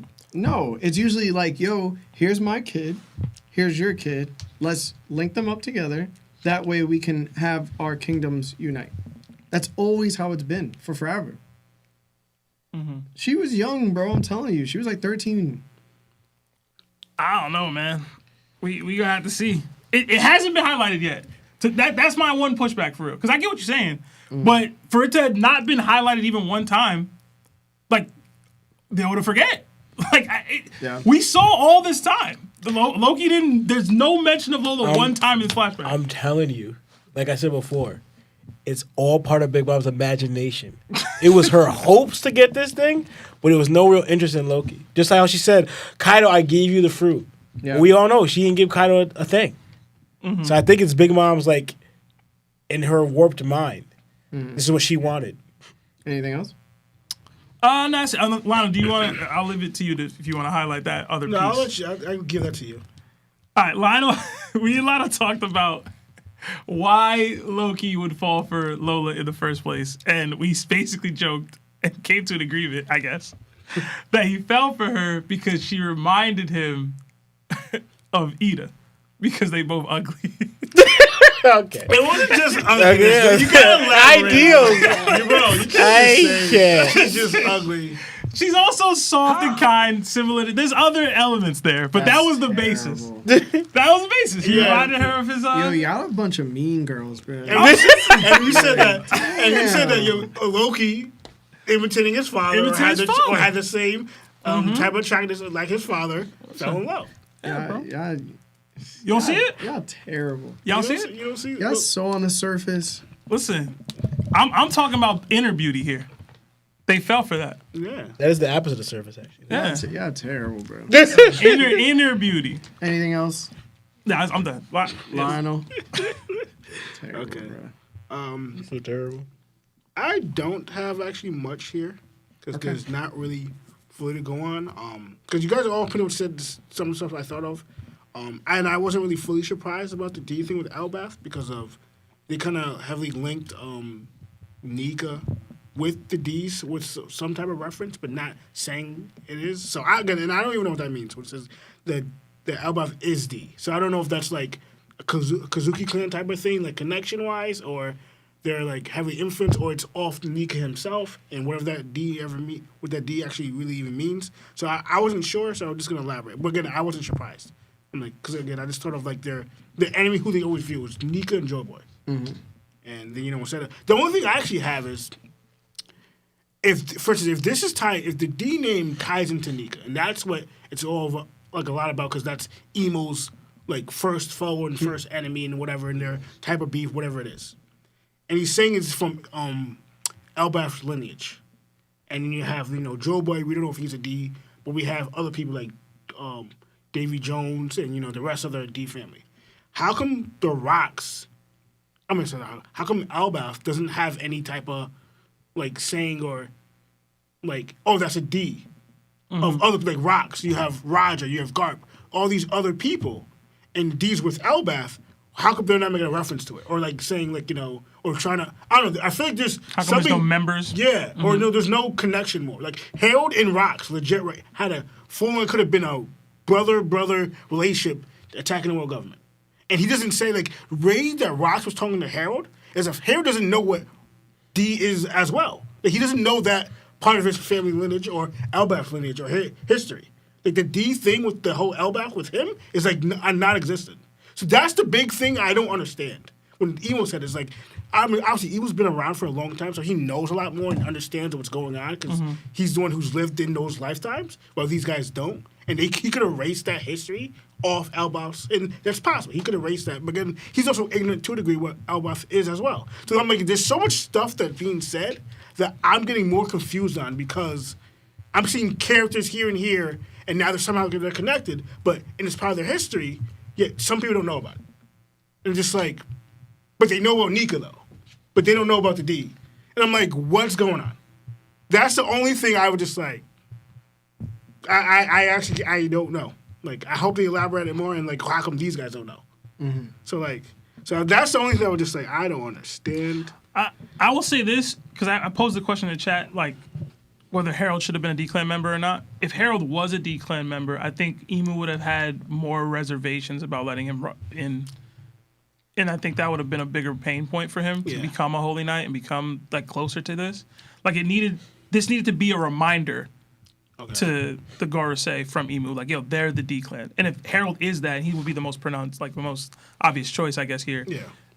It's kind of already a reminder, like in existence. Like they've already have had that conversation, So I don't know. I think it doesn't work if he already is that and showing that in his name. I'm actually gonna hate this, but you think Saul plays a bigger role now? Because he's a D. He's a giant and he's a D. Does Saul play a bigger role now? He's the first giant that had that name. He's the first one. Macaroni. No comment, bro. No comment. Shout out to Saul. Anything else? But again, the same thing with the whole Shanks thing. I just besides the question with the D and Elbath, I got more questions like why did Shanks and Loki fight each other? It's like they had when something could have has to happen or like because I'm thinking because Shanks even with the whole Shanks even loses his arm even after he fights Loki because there's no connection with him and the world government. So yeah, I don't understand. I want to know what happens and like I don't want to spoil into the next panels, but we're not gonna get it. So like you're right. So I don't know. Like I hope we understand it more because there's a lot of more questions happening in this chapter that I just want to get into. but I'll leave it right there. All right. I absolutely love seeing Emu shown to have a weakness tied to their power. Oda is doing an incredible job balancing in Emu as a character. On the surface, Emu feels completely unstoppable in a one-on-one fight, but the fact that their power is outsourced through covenants clearly comes at a cost. That tells us there is a way to weaken Emu by targeting those bound to them. Ooh. So it raises an interesting scenario. If the Straw Hats were to face the Gorosei and somehow defeat all 5 at the same time while Luffy is fighting Emu, would that open the door for Luffy to land that humongous big punch to defeat Emu? Who knows? Also, it makes Emu's potential defeat extremely circumstantial. But I love that. Everyone knows me and how I view hockey. Whoever has the stronger hockey prevails, and even though that is true, the stakes now exist on both sides of the conflict, and that tension makes everything feel more compelling for me, straight up. Now, for my second point, and I want to be clear when I say this, I am not choosing a side. There is no Larry Celestial Dragon happening here. I understand where the story positions evil, but I also believe One Piece consistently shows that evil can exist on both sides of history. Emu states that Elbaf never has had a king like Harold. Harold was kind, self-sacrificing, peaceful, and humble. His way of ruling reshaped how giants around the world and even allied nations viewed themselves. But to his own people, Harold was a heretic. His ideals stood in direct opposition of Elbaf's history and traditions. Elbaf has always been a warrior nation with battle in its blood. That made them incompatible not only with the world government, but the world itself. How can countries reason or find peace alongside a nation that is constantly seeking conflict? When a people blessed with overwhelming size and girth and tonnage and strength, chooses destruction, how is the rest of the world supposed to accommodate them?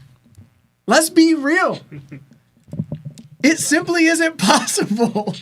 People in Orangetown are getting bodied. Syrup Village, bodied. Arlong Park, bodied.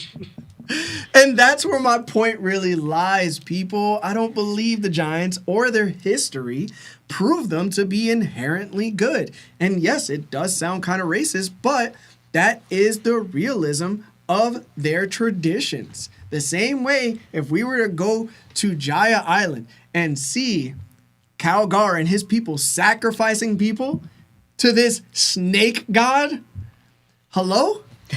That's not good for anybody else either around the world. So it's not racist, it's realistic. And I think the world may have labeled them as evil and rose up against them because they felt they had to. They had no other choice. These guys got on a ship and started pillaging. Who's to stop them? So we're inclined to see them as good now because Luffy enjoys them and because they're positioned to stand against Emu and the world government. Before Harold changed Elbaf, we have to ask ourselves, what were the giants to the rest of the world? And what were they to the people who feared them? Not out of malice, but because of their violent nature. Anyway, I'll continue.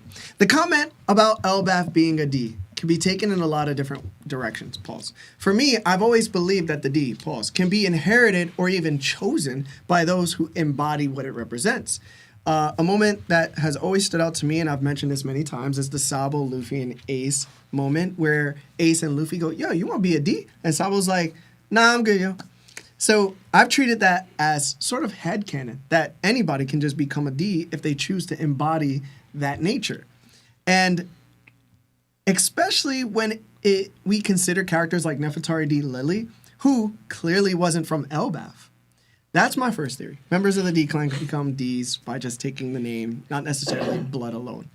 The second possibility is that the D clan functions more like an alliance or organization. If the D clan originated from the ancient kingdom, then Joy Boy, who we know was from that kingdom, likely traveled the world forming bonds and with different nations. Elbaf, which worships the sun god, could have inherited the name D through that connection. Nefertari D. Lily in Alabasta may have done the same in her alliance with Wano, home of the Kozuki clan and the creators of the poneglyphs. Could explain why Wano might also be a hidden D nation.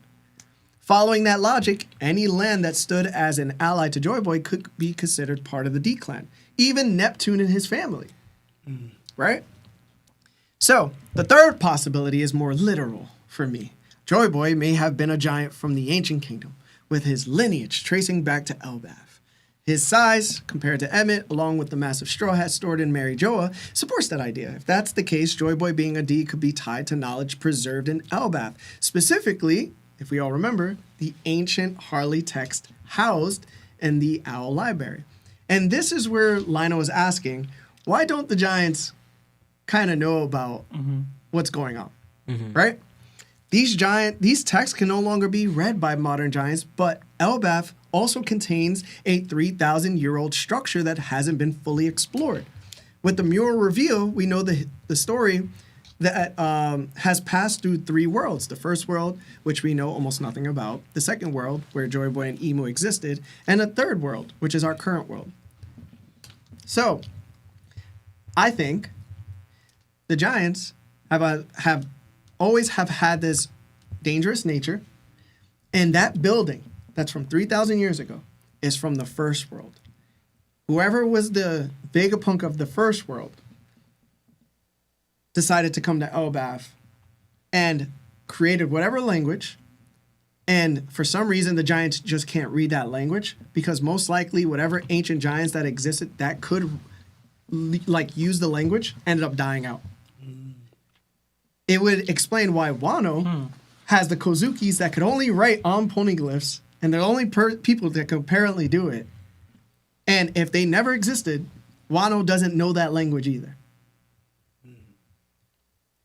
So, that leads to the final possibility. What if the D clan originated in the first world? With Elbaf as its starting point. I don't have a definitive answer. This is all brainstorming, but I genuinely think each of these possibilities is plausible. And even if none of them turn out to be right, I think they're worth considering. Finally, I want to say I have so much respect for Loki as a character if he chooses to abdicate the throne and instead set out to avenge his father for what the world government did to him. This is a conqueror. This is what a true conqueror looks like. Loki says he's taking the remaining royal guards, wielding Ragnar and sailing straight into the parts of the world everyone fears, to wreak havoc and get payback for his father. He doesn't care how monstrously evil or overwhelmingly powerful his enemies might be. He's an ancient giant who ate Elbaf's legendary devil fruit, the only known giant capable of wielding Ragnar, and he could wield Conqueror's Haki, unlike Kid.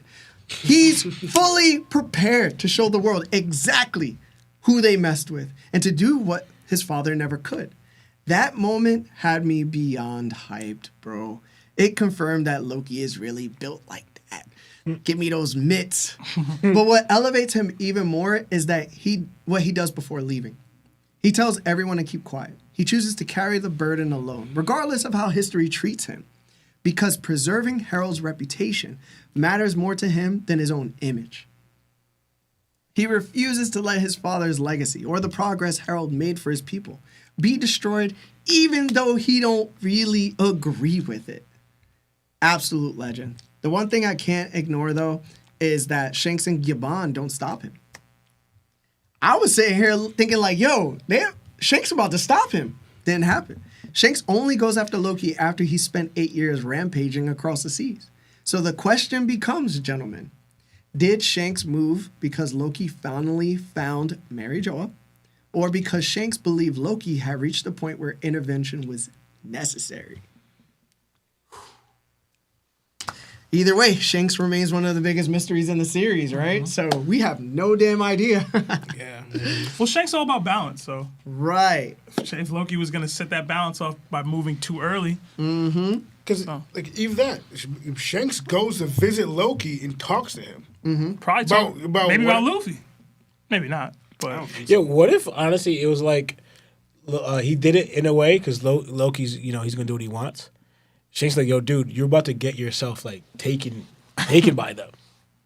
We can't have that. So you're gonna be like, what happened to your father's gonna happen to you? Yeah. Like, yo, dude, the way you're going about it, like, not in a way like as in I'm gonna lie to myself. It's like kind of like you're about to march right now, but it's like it's gonna lead to your downfall. You're not gonna win this battle, and it could be that. And then Loki's like, dude, I'm going. Shout out to Shanks for being strong enough to do it, though. Yeah. I mean, Probably gave him some absinthe.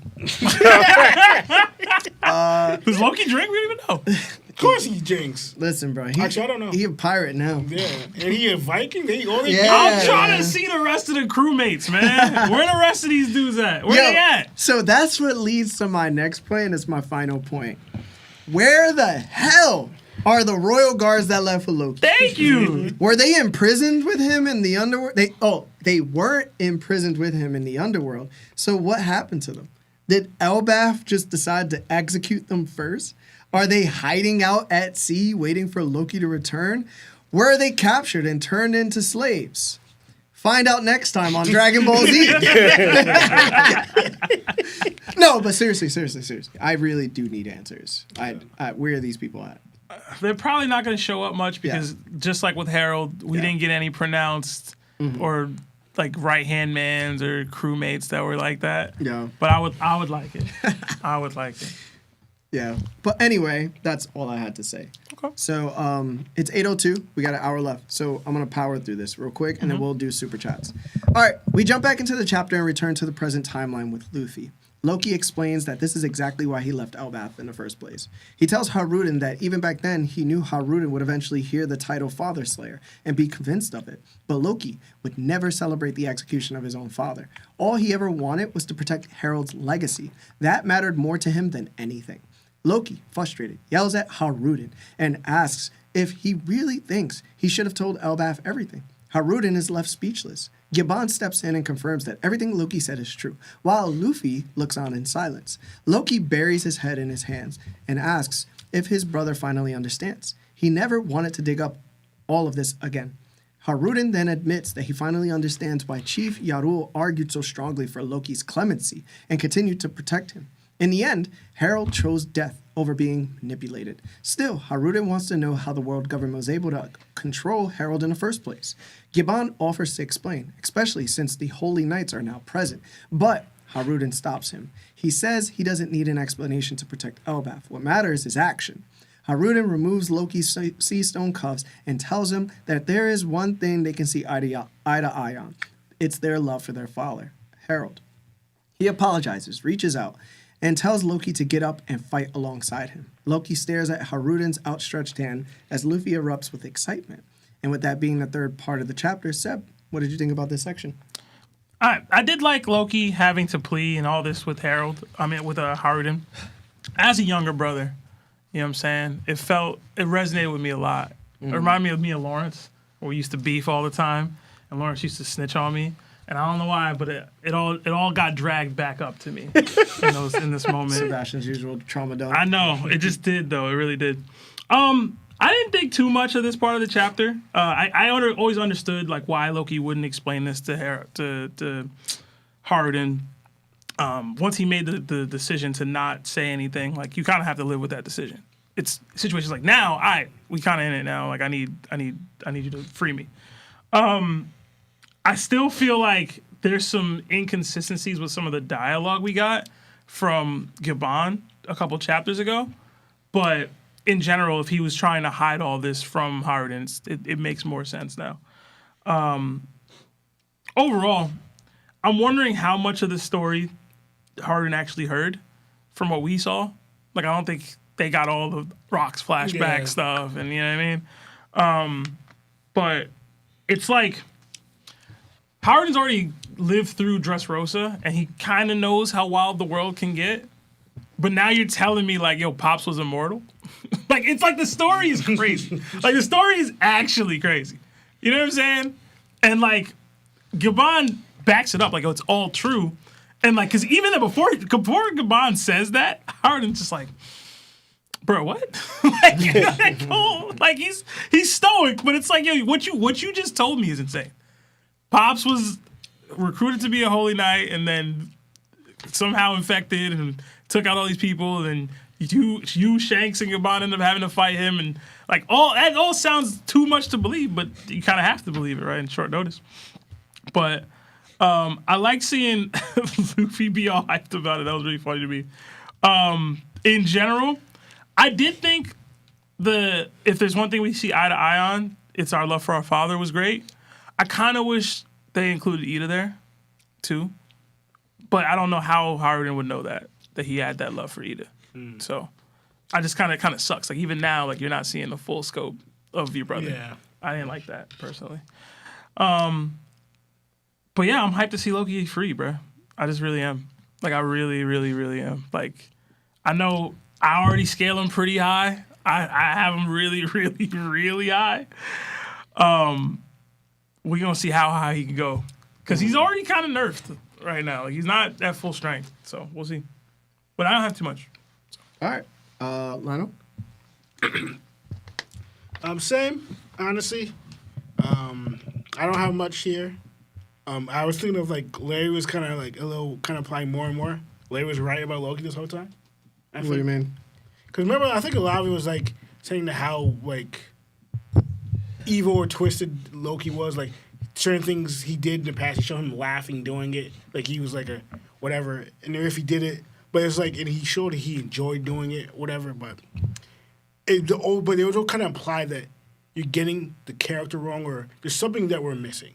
People are saying this stuff, and like people say a lot of stuff about characters. It's always like you always hear one side or hear word of mouth, but when you hear the whole scope and the whole truth, you'll find out who that person really is. They did it with Kuma perfectly. How everybody view Kuma's a tyrant or whatever, but then you realize he's the most gentle, hardest person in the world. Like, and or you missteer stories with, did it with Odin, and you did it with Zoe about with the whole samurai and whatever. So I felt the same thing was happening with Loki, and you were bringing out more. I don't remember everything that you were saying, but I remember one of them was like, you thought Loki was trying to actually protect the kids, so you caused this fire so to get their attention to what's happening. Yeah. Something like that, like showing that I remember Loki's actually trying to protect Elbath. Or just, we're not getting the full scope. I know people view Loki as this evil twist and he wants to destroy the world. And he gave that and he said that, but there's something deeper with this character that we're going to wait to see. And I remember you saying that a while back and explaining it. I don't know if who was against you or with you or not, but kind of showing again what you were so much, because Loki still has that, but mostly is Elbath don't like him, and he doesn't also like Elbath too because how they treated him, and so it's there's a lot of stuff going on, but they showing that again, Loki is not necessarily a bad person. Yeah. So that's the end of the day. That's what it kind of, and that's what I thought of more. Again, we already knew that, but just finally ending the flashback, I feel like I was gonna say it. I don't know if you were gonna say that or not. I don't know, but I don't think so. But yeah.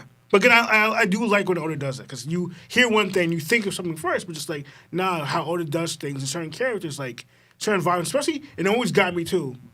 Luffy just tend to have an interest in this person. Shows that if Luffy's viewing this person this way, there's clearly something different. Because how he views Kaido when he heard something, whatever, like he hears about Kaido, there's automatically Luffy knew, oh no, I have to take Kaido out, or Big Mom out. Luffy didn't have that, or in Doflamingo, like you hear the vice versa. Luffy hears about something, he sees this person, those stories are true. Like, Luffy's intuition. All of he's hearing about Loki, he sees Loki, Luffy just like, nah. I mean, it was like, there's something different. Or something's not right about it. So he just like, he just wanted to know more. And besides the whole Shanks thing. But that's what I got. So follow Luffy's intuition. All right. Law? One, I gotta say, because no one else mentioned it, this is the longest we've seen Luffy tapped into someone's backstory or flashback we've ever got in the history of One Piece. Like, Luffy's either walks away, falls asleep, or shows disinterest in some type of manner. But he's locked in. Like, he's just legit listening to everything that's going to discuss. There's only 3 flashbacks. Yeah, but like this much, because also too, I understand it maybe not be the whole thing, but this might probably be the longest flashback we got, because we got mixture of Harold's and Loki's and Rox's flashback all in one, and a little bit of Rogers and Garps, right? But from this, all is being explained, like how it shows how much Luffy, when he really wants to pay attention, he's paying attention. All that other stuff he shows, he's just not interested. When he falls asleep, he lost interest. He walks away, he's not interested in it. But to him, listen to this much, like shows how much he invested in Loki, and to a little not pushback with your argument, but I will say, but remember, he met Loki first before he heard all that stuff about him. That's one difference. Yeah, so it's like Luffy kind of lets lets that person show him who he is. All this stuff, he hears all the negative stuff first, and then he sees it kind of prove true. Like this one, huh? I ain't saying anything. What? Continue. Luffy met someone before? Who he met Luffy met before? No, I was just saying that Luffy's reasoning for all that was definitely Shanks bias. Oh. But we can... No, I'm talking about he's interested in Loki first. He didn't know about the whole Shanks thing first. But he heard about Shanks from Loki, and it triggered more interest. No, I know. But I'm talking about the fact that... So what I was going to say is... Because I'm talking to my speech. Is that Loki's... Because later on we see, right? Loki keeps repeating the same thing. I want to see you fight. Kind of like he's so interested in how strong Loki is, right? But remember when Luffy was first walking, he kind of sensed Loki locked up. And from then on, he was interested in Loki, right? He wanted him to join his crew. He wanted to see him fight. He wanted to unchain him, all this stuff like that. And especially the mention of Shanks drew more interest.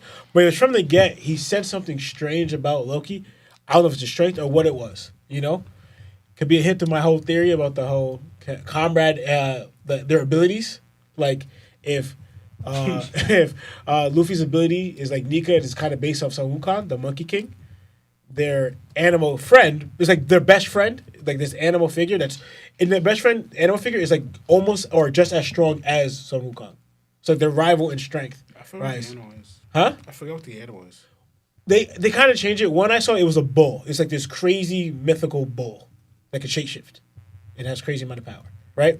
But they're like, and they changed the sex of that. Sometimes it's a woman, sometimes it's a man, whatever. Even though someone always means a boy, sometimes they change about what the bull is, right? I'm not saying that's what Loki is, but it could be. I'm just making a stupid reference. But did you ask the bull its pronouns? No, I didn't do that. But yeah, so like from then on, Luffy has shown this genuine interest in it, right? Because even though we see I get to see you fight, and he said it before, I want to see you fight. So I wonder what is Luffy sensing from his strength, right? Because even with the Yonkos, he hasn't really gauged how much he strengths, but with the Ambrose, he gauged this person's strong, whatever. So I'm kind of wondering if I feel like Luffy may make a reference since he did it with whatever. If we're gonna get that Loki's stronger than Kaido. I wonder if we're going to get that. Luffy's going to say that. It made me think of, he's going to see it and sense Luffy at the end of it, probably next chapter or the next few chapters. I wonder if he was going to note to, who he's fought in the past to, reference to Loki's strength now. Just a thought. And to me, did y'all peep Loki's face after Hajrudin shook his hand? He's just staring at it. It's to me, it made me think of, he's never experienced this before. Did he shake his hand or did he just unlock the cuffs? That's what I thought. He said, he could have unlocked nah, I could beat off. What is wrong with you, bro? It's got to feel crazy with Sisto cuffs on. It's about to be crazy. It's got to feel crazy with Sisto cuffs on, man. We about to go crazy. What is wrong with you? He could have took the handcuffs off. I was thinking he shook his hand I'm sorry, bro. What if he apologize. immediately swung on him? Loki, 6 years, man. But anyway, it could just be the fact that he uncuffed him. Could be that. I was about thinking it's probably more than that than shaking his hand. You're right. But yeah, and also the last thing I want to bring up is I'm happy, but I swear they left. Zoro and Sanji. I went back and it was guys, go on ahead. That whole group on the ship. Okay, they was interested in the story too. So you heard the story too? Yo, 100%. Oda showed them right after everything, they heard everything. Because also, too, at the end of it, you hear them yelling out to Loki, right? Then Hajrudin jumps in too. Their thoughts on him after hearing all this. So they won't even hear it. In reality, what Loki just said, or it was only the last couple chapters that we read, what he told Luffy and them. Because he goes, I got summoned to the castle, and I jump, and I pull up. Yeah. It's only those last, the first chapter of this? Yeah, and the last, 2 or 3. Yeah. So, how long was that for real? 30 minutes. It wasn't that much. He didn't tell the whole thing. Yeah, I get it. So how would he know? He wouldn't know. He wouldn't. He wouldn't know. But it's made me I actually like that Sanji and Zoro and all them were able to hear this. But I thought they'd been left. Like, I thought they were gone up, and when Oda showed them right here, I was like, oh, they heard it. Because, like, literally, we see Sanji carrying Gaban. So to me, it's like, all right, they were close enough. Because if you look in the one shot, you see them, like, not far off. You know, and maybe because they're giants, their voices are going to be loud and it's going to travel. Like, you know what I'm saying? Like, whatever. But also, the hearing in One Piece also be ridiculous. Yeah. Oda plays with that because sometimes it'll be like, all right, they should have seen or heard that, but they didn't. And sometimes far away, they heard everything. You know, but I like that they heard that and everything. Change their perspective on how they view Loki, that they heard it too. Right? That's about it. I have. For me, this is one of the best dialogues in a while. I thought just the brother aspect and both of them coming to the collective understanding that they both had perspectives that were just wrong. Hajrudin succumbing to like thinking that Loki's actually a pretty good person who was forced to do these terrible things all of his life. And it turns out that it's not his fault. He did the best he could, and he still chose to do something that Hajrudin probably wouldn't have been able to do, which is murder their father at his request. I think that's very powerful. And the fact that Loki's even willing to not say anything in order to keep his father in a good light for the entire country, it makes me wonder if Hajrudin thinks he's not a good enough son. And Loki is. And it's kind of hard for him to play with that idea because he's always felt Loki was just a jerk, and he was. But for Loki to let out that Harold had married Estrid, and Estrid had done these terrible things, and his uncle was beating him, and nobody knew about it, and how much he truly loved Ida, even though he didn't pay any recognition to like his mom being loved by Loki. Loki even burnt down his own mother's village because of what they did to Ida, and Hajrudin also didn't have any effect to that, but it just kept. I could imagine him hearing all these things and thinking to himself, what the hell has been going on our whole life? Yeah. And I can see how he feels also very insignificant because his father told Loki to be king instead of him. And even though Hajrudin did know he couldn't become king because of the elders or whatever, he always probably thought it was a possibility once he obtained this devil fruit. They would look at him a little differently. But he now knows he's going to be under Loki, and he probably rightly should. Yeah. And he has to come to terms with that, which is him unlocking those sea stone cuffs without being told to, makes this so much more significant. I truly believe this was the best part of the chapter. This part specifically made the chapter a 10 out of 10 for me. I didn't see as much inconsistency with the dialogue as much as y'all said. I guess I was just so zoned in on how great the dialogue was. More, just specifically, not in the dialogue here, in the dialogue for Gaban, what he has said in the past. Yeah. I had it, but I just wasn't in tune to it. I literally was like, this is great, bro. I think that just for the Gaban part, I think he's just saying yes, kind of like I know, but as in like that's the story that you know, like that's what's believed about Loki, but because he went along with it for 6 years, you know what I'm saying? Mm-hmm. I really love the fact that like while it was that little significant pause after Loki goes, "Do you think I should have told the country everything?" And Hajrudin just stares, and then Gaban, who was also there, clarifies, "Nah, this is actually all true, yo." Mm-hmm.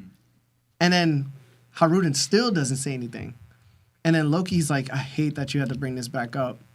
And then out of nowhere, Hajrudin's like, "Now I understand why freaking old man Yarul is always backing you up and protecting you. I never got it. I thought he was, afraid of you. I thought you were threatening him low key. Turns out the dude loves you." Mm-hmm. Damn, I hate you. But it was really nice. So I love that part. I'm going to get straight into the end of the chapter, and then we're going to read our super chats, okay? So, for the final part of the chapter, while Luffy is still celebrating, something massive suddenly crashes into the underworld. Moments later, we see one of the Killingham's Draugars towering over the forest.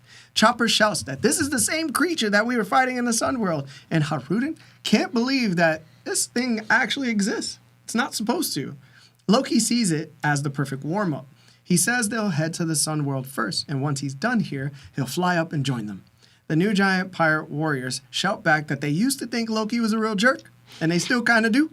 But they apologize this one time. All his other crimes still count, though.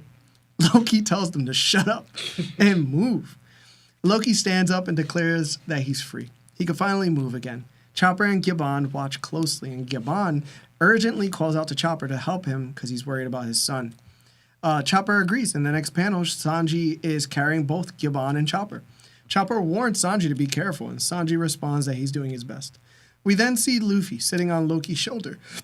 Loki asks why isn't Luffy leaving instead of heading to the Sun World?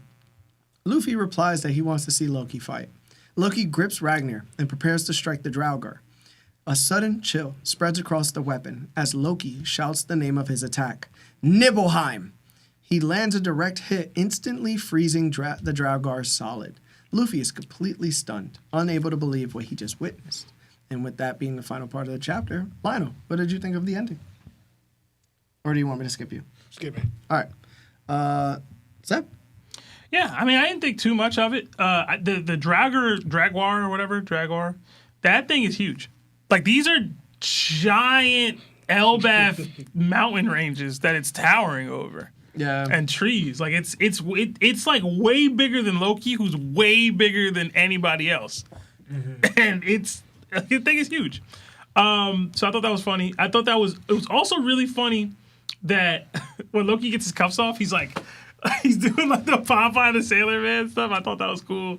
I like the Sanji Gabon interaction, because not so much the interaction, but the fact that they're connected still. Because we still have that lingering conversation that Sanji was asking about the Conqueror's Hockey thing. And look, like, I'm wondering if we'll continue that here with them two there. He's like, Sanji, you feel it? He's like, what? It's inside you. Okay. He's like, I've gone through Kamabaka Island. What is going on? Okay. That sounded crazy. Beyond that, I did think the dialogue between the new giant warrior pirates and Loki was funny, because they're like, "Yo, we sorry about that." Like, from a distance. You saw Roto? He's like, "Ayo, my bad, I ain't mean it. Luffy basically said, "I want to see you fight," and Loki basically agreeing to it was funny to me, because it's like, obviously I'm gonna fight, but it's like, yeah, who are you? He's like, hold on, big dog. I'm about to torque it up a little bit. And then I realized you something. fully torqued? Somebody said in the chat, right? Gabon's only reason for getting sent down here was to confirm Loki's story. That's it. Because otherwise, nobody would have believed him. They get healed up too. They were like, Loki would still be locked up. Yo, guys, like the video if you haven't. They get healed up too, though. I mean, but as far as Ragnar, apparently it can freeze stuff too. I thought it was his lightning. Does it have all the elements in there? I don't know. But Luffy's reaction, do y'all think it's just a reaction to the ability that Ragnar's showing, or is it there's like a sudden cliffhanger here? Because I read it as a cliffhanger, and like this is like Luffy saw Brook or something. Like, I don't know why, but I was like, yo, is there more to this than just he's shocked at the freezing? But that's really it. I'm just hyped we're here, and Loki look crazy strong, man. If he can bend elements like this too, hey, bruh, it's looking different. Mm-hmm. That's it for me. All right, Law? yeah, I don't really have much here. Except for, like, the most shocking thing is that I was just expecting lightning or whatever. But now it makes you think of what other elements can you do? Is it just lightning and ice? Or are we going to tap into, like, a bunch of different stuff with this Ragnar? I guess this is why it's called Ragnar, because, like, whatever. And I know a lot of went the whole thing or looking at the name or what that thing is. Because, like, did you guys catch the other translation, what it said for the... For that attack, we don't read other translations. We don't read that, dog. Yeah, I'm gonna try to bring it up, but I don't fully have exactly what I want to say. But all right, okay, all right, and no, that was about it. I really have much here, except for like you said that him doing the Popeyes. Look like Luffy's doing the Nika pose. No, not fully. Oh, what's that? On Loki's leg there. Pause. What? That was a pause moment? No, you gotta go back. I'm ready. Here. It kind of looks like it. Not fully, but it kind of resembles Oh, it to okay, me. yeah, I see it now. I'm ready. And yeah, that's all I really had here. I don't really have much. Lionel. Okay. So the name of the attack, because and I know Wikipedia says something different because in the beginning there were other translation that said, I don't know if I'm gonna say it right, so I'm just gonna butcher it. Niflheim. Niflheim, yeah. Right, Niflheim, whatever. But like, because that are you saying this one? yeah, because I just used. Yeah, because it was in the other translation. It said that first. Then now it changed it to the other one. Nibelheim. And now it's Nibelheim, and I'm thinking was always Nibelheim. made more sense to me because it's off like mist and like and it involves ice and everything. And it says that name actually refers to like one of the 9 worlds. On the 9 worlds and cold and ice and darkness. Realms. Yeah, the 9 realms. And that's how I was thinking, what if Nagrir's ability is off the 9 realms of Norse mythology? And I think that maybe goes into like the other other elements. Like if because it did lightning and we thought it's only lightning, now it's doing ice. So it might be other like abilities off Might those be Asgard, the lightning one. But when it says Nibelheim, It can, I guess, because, for instance, Niflheim is off Norse mythology. Well, the other one, I don't want to say Nibelheim, is off German. It's not Norse mythology, really. It's more German and off culture. It's one of the 9 realms. I mean, I guess it's roughly the same thing, Yeah. so I'm guessing. But that's what I allude to. I think Loki's... And I'm trying to think now. So Loki has an ability... I mean, has a weapon that can manipulate elements or whatever. And now he also has a fruit, right? Because he ate the fruit. Because we still haven't seen what the fruit is, right? At all. No. And he an ancient giant, man. With conquers hockey. Yeah, I really want to see that, bro. I can't wait to see it because Loki's about to... And that's what goes into question, too. Again, Shanks beat this man. Did he, though? To our knowledge, maybe. I'm assuming he did. He probably Bill Cosby. That's crazy. That was different. What's that? Sweet. I'm trying to think. Pilled him up. But yeah, but again, I think Loki Ragnar's abilities might be off the 9 realms, and we might see more different powers and elements. With it. Right. So that's my thoughts, but that's it. So Shankdom said this on my reaction stream. I forgot every single one he did, but he was doing all the realms and what they could do. So Asgard would be like the lightning. Nibelheim would be the frost giants, which is just frost. Mistfulheim is where Surtur, the fire giants, exist. So he most likely could use fire and magma and stuff like that. And then the other ones are just like, you know what I'm saying? Yo, send me that link, bro. You gotta ask Shankdom. Ask him in the Discord. He'll show it to you. Okay. Yeah, I don't have it. But no, But I was going to ask, do you think that Ragnar has an ability inside of that's able to do it, or is it just built that way? I think he could just summon it, bro. Because that'll be the first time that we've seen a One Piece character who has an ability, who ate ability, and their weapon has an ability. Yo, imagine it doesn't. I said that. Did That's you what I'm just saying. did you just go double the ascendant? Like what are you talking about? Because bro? what if you can still give Ragnar an ability? That's ridiculous. I don't know why you you're just saying it's built like somebody made this weapon into like this. Blackbird or Loki? Huh? Blackbird versus Loki. Who we winning? Loki. I got big dog. Loki Nah, right now, nah, dog. I ain't bro. gonna lie. I got Loki, bro. That's- You got Loki? Damn! Gave it to Loki? Yeah, bro. But Did y'all not hear when we talked? Like, Emu Bro. said, bro, what's that? Growth, Emu said, what's that? growth, bro. no, I'm trying to think of Got what is Loki, bro. what's those black things they were talking about that made the rainbow in Albath? The colored bricks. Things. I forgot what they're called. They're like white chalk. The rainbow makers. Oh, is I that don't know. powers or what is that? I don't know. I forgot. Because do you think Ragnar was made something off that? Because I don't know. I didn't look into it. I didn't look into Possibly it. could I didn't look into it, so I don't know. I thought you guys might know better than I do. What if Ragnar could turn into like a Megazord? Freakazoid. Megazord. No, that's not. It turned into a weird squirrel. Sunstone is what it was called. Sunstone. There you go. But it's also an animal, so I don't know. Like it could be. I don't know. yeah. I have no idea. It's territory I don't know about. Yeah. I'm done. All right, so I'm gonna piss a couple people off, and I know I am, and I'm so sorry. I wasn't impressed with Okay. Loki's attack. Okay. I'm gonna be honest. I think the hype is definitely hype. I'm not gonna sit here and downplay him to any degree. Let me just say that. I'm not downplaying him to any degree. I just don't have him as high as other people. I think when I look back at Loki, and yes, this is power scaling. When I look back at Loki, and I look at the things he's capable of, I don't believe his hockey is up there. I think his Conqueror's hockey is able to be utilized, for sure. I just don't believe he has the advanced forms of Conqueror's hockey. I don't believe he has advanced armament hockey. I don't believe that he would be able to beat Harold if Harold was actually, full-blown hockeyed out and was able to use his things, even with Ragnar. I saw, Loki try to smash Ragnar with his weapon and his Conqueror's hockey lost out. I just think that right now he's definitely boosted with hacks. He'd be able to fight other people that can oppose their Devil Fruits with their opposites if he's able to summon all these other different powers, which is absolutely crazy.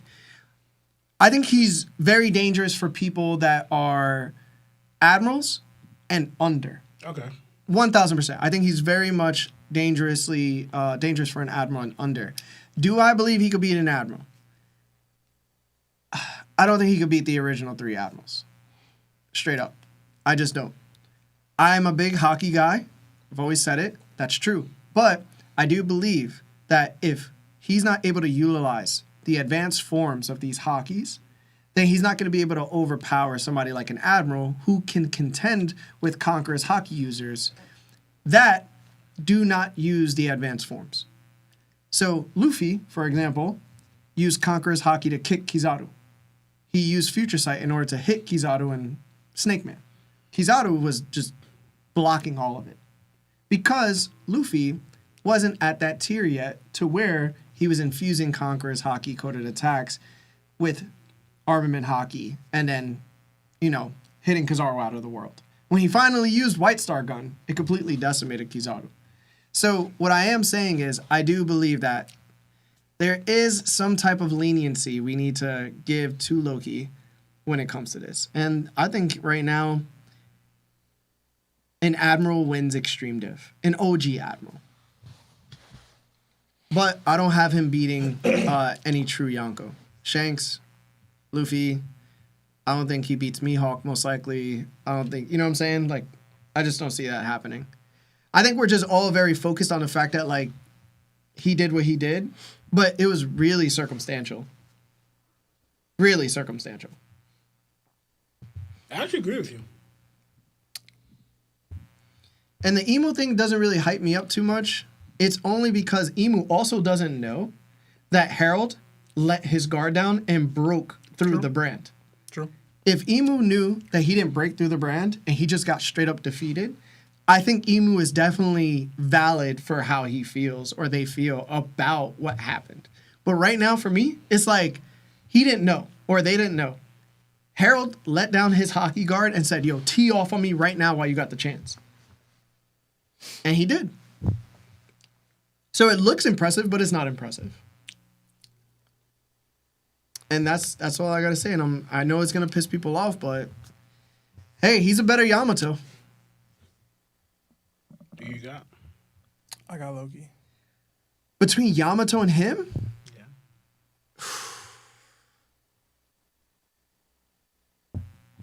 Oh, man. If he's able to summon fire with Nibelheim, with Muspelheim or something like that, I got them even. That's fair, because I was thinking the same thing. Yeah, I got them even. I don't think he beats Zoro. I'm serious. I don't think Loki beats Zoro right now. That one's I'm not sure either. That one I'm not sure. I don't know. I also have an extreme diff. I don't think he beats Zoro. I think it's an extreme diff fight. It's most likely even for Yamato, but I don't think he beats Zoro. I don't think Loki could probably defeat King.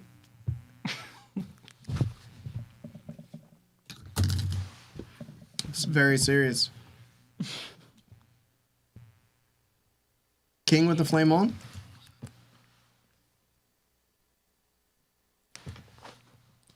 We gotta get the super chats, man. I can't do this tonight, bro. I can't. Sebastian's finally accepted that Black will lose, and now he's getting over this.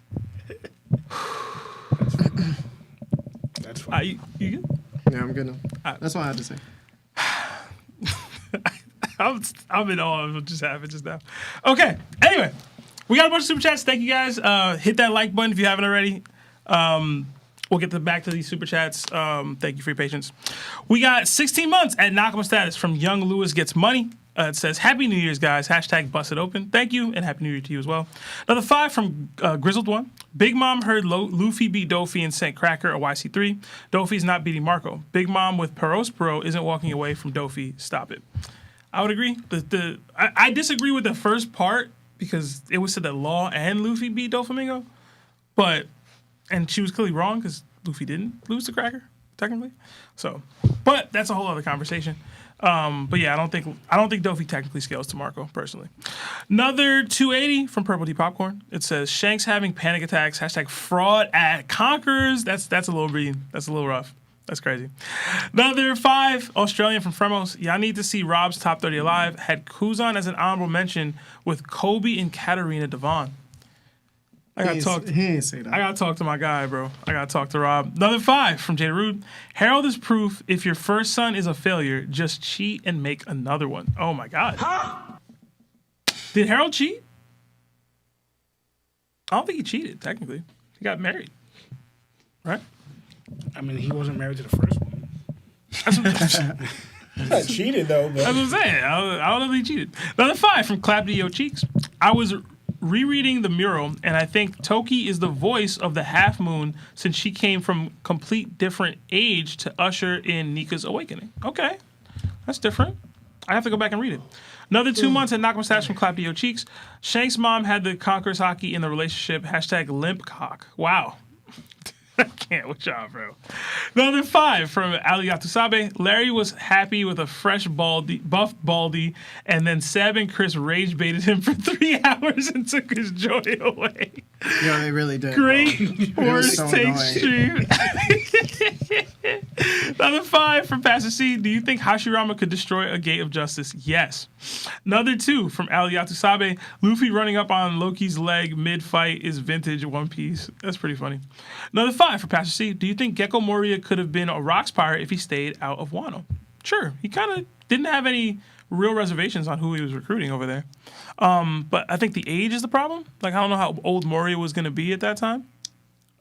Kaido was 9 years older than Gecko Moria. And Kaido was, 19 at the height of Rocks? Something like that? 21. That's a little young. Yeah, another 5 from Max Power. Well, he's 50 after the time skip. So if it was 38 years ago. Right. 12? That's a little young. I don't think we saw any kids on the Rocks Power. People have been recruited for less. True. Okay? Another 5 from Max Power. Could y'all individually say, it's about maintaining the agenda? Marv 2, please. Also, Larry, you're looking extra bald today. Seb, rub it for good luck. No, I'm not rubbing his head. Do y'all want to do it? What? Say, it's about maintaining the agenda. I hate the agenda. For what? I'm moving on. Sorry. Another 13 months of Nakama status from King Nika Dakota. Why do you guys think Emmett woke up 200 years ago? I don't have any strong theories on that. He heard some Sean Paul.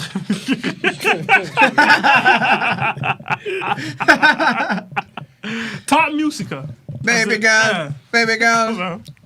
Another 5 from Daimyo Dao. If the poneglyphs are mad strong, why are no weapons made from the same material? The Kozuki must have waste product left over from making them. That's what Yoru's made out of. I don't know, man. I don't know. Upscale Mihawk. I don't know. I genuinely don't know. Another 5 from Psycho Kid. In order to be Emu, you have to take out all the Holy Knights first, as they act as pieces of Emu's souls. Thoughts? Goats, hashtag Emu is Indian. Oh my, all right, so. Yo, yeah, bro.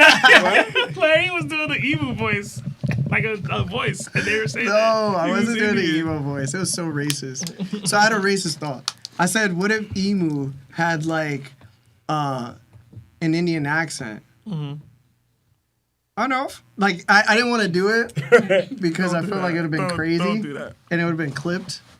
and it would have looked real bad on me. But it sounds very funny. Like, just imagine every time Emu talks, he has like an Indian accent. That would be pretty funny. Yeah. But yeah, I mean, basically, Larry had mentioned it too. Like, if the Gorosei are connected to Emu with these deeper covenants and they have to be taken out, would that result in Emu getting weaker and weaker, weak enough for Luffy to end up taking him out? Because, Facts. yeah, I think, would Emu then, like, preemptively, like, take their powers back from him to avoid that, to make himself even stronger? I don't know. Maybe. I don't know. But it's possible. Another 5 from J. Darude. Orange guys whose friend was supposed to be locked up until he became leader. ... Naruto sounding like America. Sheesh. Wow. Okay. Another 10 from Big Purr. Saw this theory online, but what if Emu uses the covenants like Voldemort uses the Horcruxes, and the only way to hurt Emu is to have to destroy those with the covenants? Yeah, this is kind of what we were just talking about a little bit earlier. I think it's cool, but at the same time, I hate it. I like that it would be Luffy utilizing his crew to weaken the enemy in the end, and like they would have to be up to par to handle it. But I also only think like 2 of them will actually fight Gorosei members. So it's like then it's them plus a couple others. You know what I mean? I don't like the idea of Luffy winning where the guy's clearly weakened. So it's just like It's better than teaming up with Blackbeard, gang. Still might happen. F that. Another 5 from Mr. Rich 444. Y'all boys be blessed. Thank you. Thanks. Everybody Thank like you. the video. If you haven't liked the video, it's 600 of y'all. We only got like 300 likes. Yeah, hit that like button. Like the video, y'all. Another 5 months at Yonko status from the FedEx guy. Why didn't Shanks eat a fruit by now? I'm pretty sure it's hard to swim with one arm anyway. LOL. I mean, 1, you could just not want a fruit. 2, you could just not run into a fruit. 3, you can use your legs.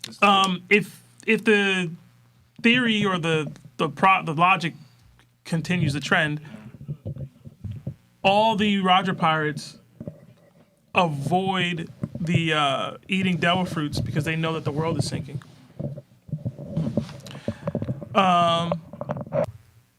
Another 2 from K Money. What's up, boys? Frankie with Virgo hockey versus Jinbei. I got Frankie. Frankie with Virgo hockey versus Jinbei. Jinbei.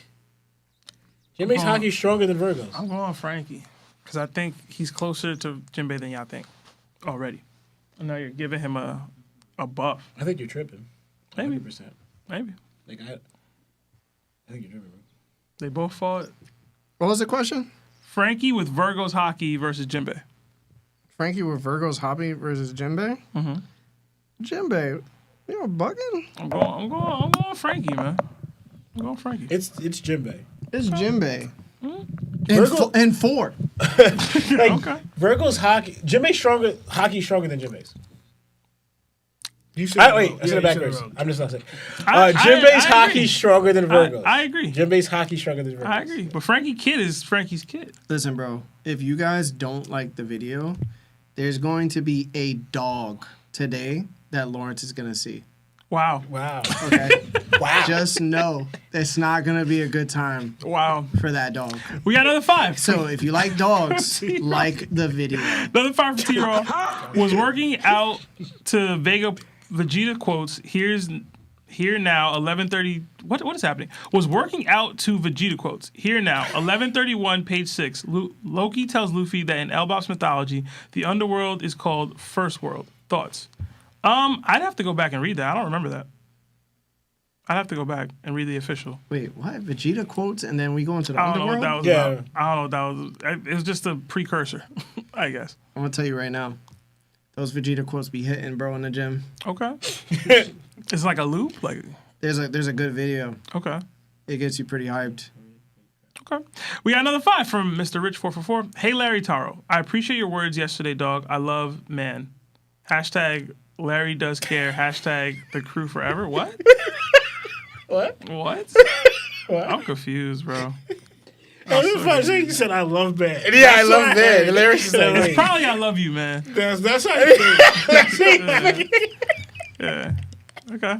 Another 2 from Jada What do Reed. you mean by that? What do you mean by that? Another 2 from Jada Rude. They in the chat calling Larry Andrew Tate. LMAO. Listen, the Baldy is never going to help him. We got another 1 month at Nakama status from Kidadani. Loki being the next Yamato stocks are up. Hashtag 2OP for the crew. Yeah, I 100% see that personally. I also think Hajrudin is going to be the king and Loki will be the Yamato in the same way that like Momo is the shogun and Yamato is the actual protector. But that's me. Another 19 months at Yako status from Awareness. Love y'all. Whose speech had a greater impact on your life? Martin Luther King or Gold D. Roger? As a black man, I have to go MLK. Right? On Martin Luther King Day, too, yes. But if we being real, direct impact on my life? Stop it. Get some help. All right, I'll chill out. It's MLK. Happy MLK Day, y'all. Get a white person to buy you a sandwich or something. We got another 3 months at Nakama status from 4-piece unknown. Love the pod 100. You got Loki or Zoro in a 1v1. I definitely have Loki, personally. Larry apparently thinks the opposite. So Yeah, I got Zoro. I definitely got Loki, bro. High diff max. Twinnies? I'm going to say Loki for now. Okay. I'm not mad at either But choice. stream diff. I say stream diff because... Yeah. Lonnie's? What? You can combine. You said it weird. You combined our names. I got Loki, and remember too. I rated in the 30 for 30. I rated Loki pretty high. Yeah, bro. How much higher than Zoro did you rate him? I don't remember top of the head, but I think it was like.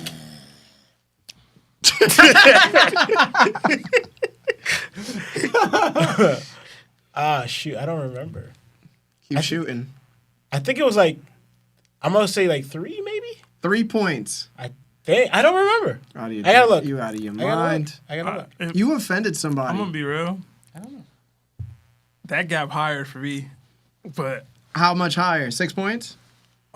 More? It's a joke because last episode. yeah, yeah, it's closer to 6. I'm going 5. I'm going 5 full points. I probably got Loki at 95 and Zoro at 90. Yo, you're I'm Okay, so I'm serious. sorry, I was wrong. I'm so serious. I'm wrong. And I might be was 2. lowballing with the 95. It was 2. Yeah, it was 2 points. Sebastian. Yo, y'all tweaking. You Y'all tweaking. stink, brother. You're tweaking, bro. No. No. Okay. No. Another 5 from St. Louis. It says, theory. Loki fell for Lola and showed her his eyes. She took one look and dipped. If you love me, you guys. Oh, something on this, and I was going to show it after because I didn't think it would come up again. When Lola left, Pudding was like old enough to have a conversation with her, and Pudding is 16 now. So she was like, Pudding had to be like 3. but she was old enough to have a conversation. Like an actual, like alone talking to her and be cognizant and remember that. So she has to be probably in her 5, 6s or so, possibly even 10 years old. I don't know exactly when that happened, but that Yeah. tells me Harold probably wasn't involved. How old but does that's me. Pudding look, though? I have the picture here or whatever, or the Does she chapter. look like a little girl? She looks like a little girl, but it's like, I don't know how old you're supposed to be here. You know what I'm saying? But she's old enough to be talking to her alone in a conversation. Like, you know what I'm saying? So, I don't know. We can get back to that later. We got another 5 from Wise Life Gaming. I was going to say something. I forgot. Okay. All right. We got another 5 from Wise Life Gaming. Larry got that Victor Sweet Peoples Hernandez sweater on. That's why he been acting crazy today. What Victor Sweet say before? I forgot what he said. I like the way you do business. Oh yeah. Bro, I got it. Yeah. No, hold on. When you were about to put it on, bro. I was Hold on, cracking up, bro. Hold on, bro. I got you, No bro. way. I did. Victor Sweet. I like the way you do business. Bro, and then they said Peoples Hernandez, bro. Oh my God. I don't remember from Shaft. Do y'all remember him? Yeah. See, that's racist. That's racist. That's racist. You gotta show me later. That's racist, bro. Yo, bro. That's racist. When I read this earlier, Wise, I was cracking up, man. That was so funny to me. Another 1 month. Oh, will we reach 2,000 chapters by end of the series? No, that's too many chapters. Yeah. I don't think we're getting another 800 chapters. I would like to, but I don't think we get I it. hope so. Yeah. Yeah. We got another. Oh, dang. Hashtag Shaft, hashtag 4 Brothers. Another 1 month at Yonko status from Blessing Shrine. Can we say Loki's stronger than Luffy now? They struggling to put him over Zoro, bro. I don't know what to tell y'all. No, definitely not. I'm there. Get your hockey up and we'll talk about it. I'm there. The hockey up, bro. Another 2 from Wade the Asian. Derek White? Question marks. Another 5 from Wade the Asian. A, Lionel here. That ugly joke is hilarious. Hashtag Larry has said worse. Hashtag backwards cap. Lionel. Hashtag Seb the cool unk. Hashtag is law cold. Are you cold? I'm actually hot right now. It's pretty warm in here. We got another 5 gifted memberships from Villain D Juice. Thank you, and throw the Nakama fist up. We got another 10 months at Yonko status from Mr. Aura. Thank you, thank you, thank you. Another 5 from Villain D Juice. It says, it's not racist, it's realistic. MLK crying right now. Hashtag educate yourselves. Hashtag Davey D. Jones is the forest god. Hashtag like the stream. Hashtag finally back with the crew. Welcome, Villain. And yeah, it's not racist, it's realistic, it's hilarious. I feel like sometimes people just take things as racist, but they're really not. It was just because you're not talking about the people. Yeah. You're talking about what the people do. I've That's not racist. That's not racist. You're not helping. Yo, if 80%, no, hold on. Just stop. If Just stop. 80% of a people Oh my God, bro. do something very illegal, right? Then you're probably gonna be like, yo, majority of those people do that. That's just something they do. It's not racist. It's just that, yo, they're doing things that are just not okay. And it's specifically that group of people. It's not racist. There's a word for this, though. What is it? Stereotypes. Nah, it's not stereotypes. But are you going to The like? problem Because is stereotypes is like, no. stereotypes is like without evidence. Like if I could generally prove that something illegal is happening in this specific area, then that just means overall, that's what's happening. It's not necessarily you as a person, though. I could care less if it's you as a person. But that goes into situations and circumstances because like a culture could be doing this. Now you're not talking about their race. You're talking about their actual culture, like you said before. Yeah, culture's not racist. Yeah, like that's what you said. Like Elbaf, they do that, but that was part of their livelihood, their culture, and every single one of them do that. Put So, it this like, way. that's not Put it being this way. racist. I mentioned the Calgara thing, right? People on Jaya. Mm-hmm. What race are they? Scorpions. Or We really don't know. It's like Shandorians. Shandorians or Probably whatever, yeah. the closest, right? See- but it's like, yo, I'm not talking about Shandorians. I'm talking about the people on Jaya sacrificing their kids Right. to a snake. right. See, my issue That's just with a what fact. you're saying is Elbaf's leadership has always been run in this way. The second Herald switched up, everyone in Elbaf was cool with it. Like, it wasn't like, nah, we want to keep doing this. Like, the people of Elbaf were like, oh, wow, Herald's switching up. Okay. Yeah. And they aligned with that vision. So it's like, when They no longer were pillaging either. yeah, but that's what I'm saying. they changed. But by and large, the people of Elbaf had no issue not doing this. Their leadership, the people at the top who make the decisions for them and get, I guess, that are the ones that created that culture, created that mentality, or created that view of them to the outside world. So it's like, That's on the people then. should they have revolted? Maybe, but in general, it's when you do the generalization and say it's the entirety of Elbaf, when in reality, there's people like Saul, there's people like Ida, who technically aren't Elbaf giants, but they were creating a stigma for the entire giant race as a whole. And it's Yeah. like, yo, when you do it in that way, it can create problems like that. You know what I'm So saying? most people from Elbaf. I don't is even that know. better? I don't know Like- if you can say that. Yeah. I don't even know that you can say that because we've only seen the giant pirates and King Harold. Like, there's entire villages in Elbaf that are just, we're trade ships and we build things and we do this and that. Oh, and then we also go into other villages and kill other giants. That's the. And you're forgetting. What? And- Did you and- forget and that you when the forget- famine was happening, Yeah, and you they were all just being violently But aggressive against each other? That's any culture if you put them in a desperate situation and your back's against the wall. That's not native to giants. If any culture is being forced into famine where I have to fight or flight and potentially kill other people to survive or feed my kids, any culture will do that. That's humans. Any culture will do that. But you're also forgetting that even when Harold was changing, remember when the rocks passed? Who was the giant he was beating up? some judges were still privileging doing that. I'm They're not still hold doing on. things Thank that you. Harold was against. He said, "This is why we're not connected with Exactly. Okay, I'm not even saying that it's not an actual issue for LBAF. I'm just saying when you generalize it to the entirety of the populace, that's the problem. You can't do that. That's my one issue.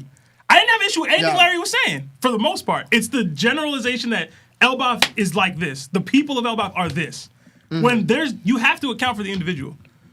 And in world view, Shout out to the 10% that aren't doing it. Oh my God. I need it's to probably higher than somehow be like, oh my God, majority of you are doing it, but 10% of you, it's probably y'all higher. good. Y'all higher. good. You know how many people it took to take down the Twin Towers? was it 6? I don't remember. It was like 16 Yeah, it was people. Out of the massively crazy amount of people who are super peaceful, right? So it's like, yeah, I could say those people are peaceful, absolutely 1,000%. And then the 16 people, right, decided to just do the most heinous crime.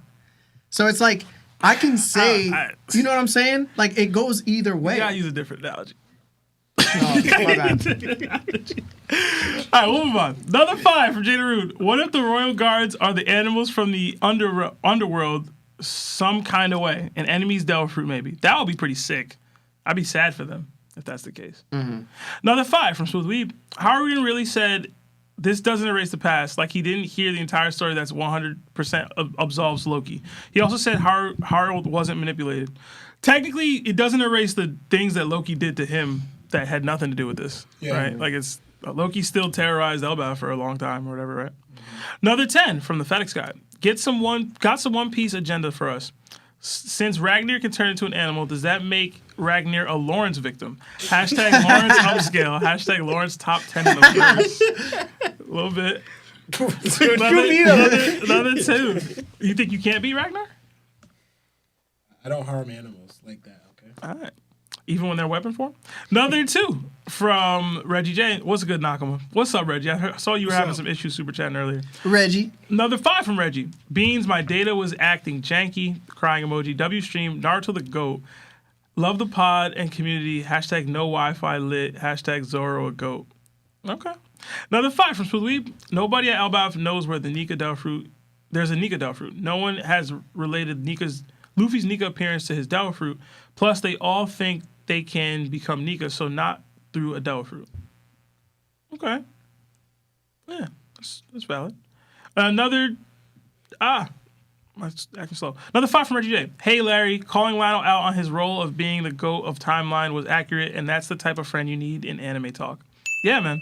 Another 5 from Villain DeJuice. Been tied up for 6 years, got stabbed, and said Ragnar show out. We saw him produce an attack strong enough to put Harold down. Hashtag not impressed? Question mark. Harold told him to tag him. He wasn't defending. Yeah.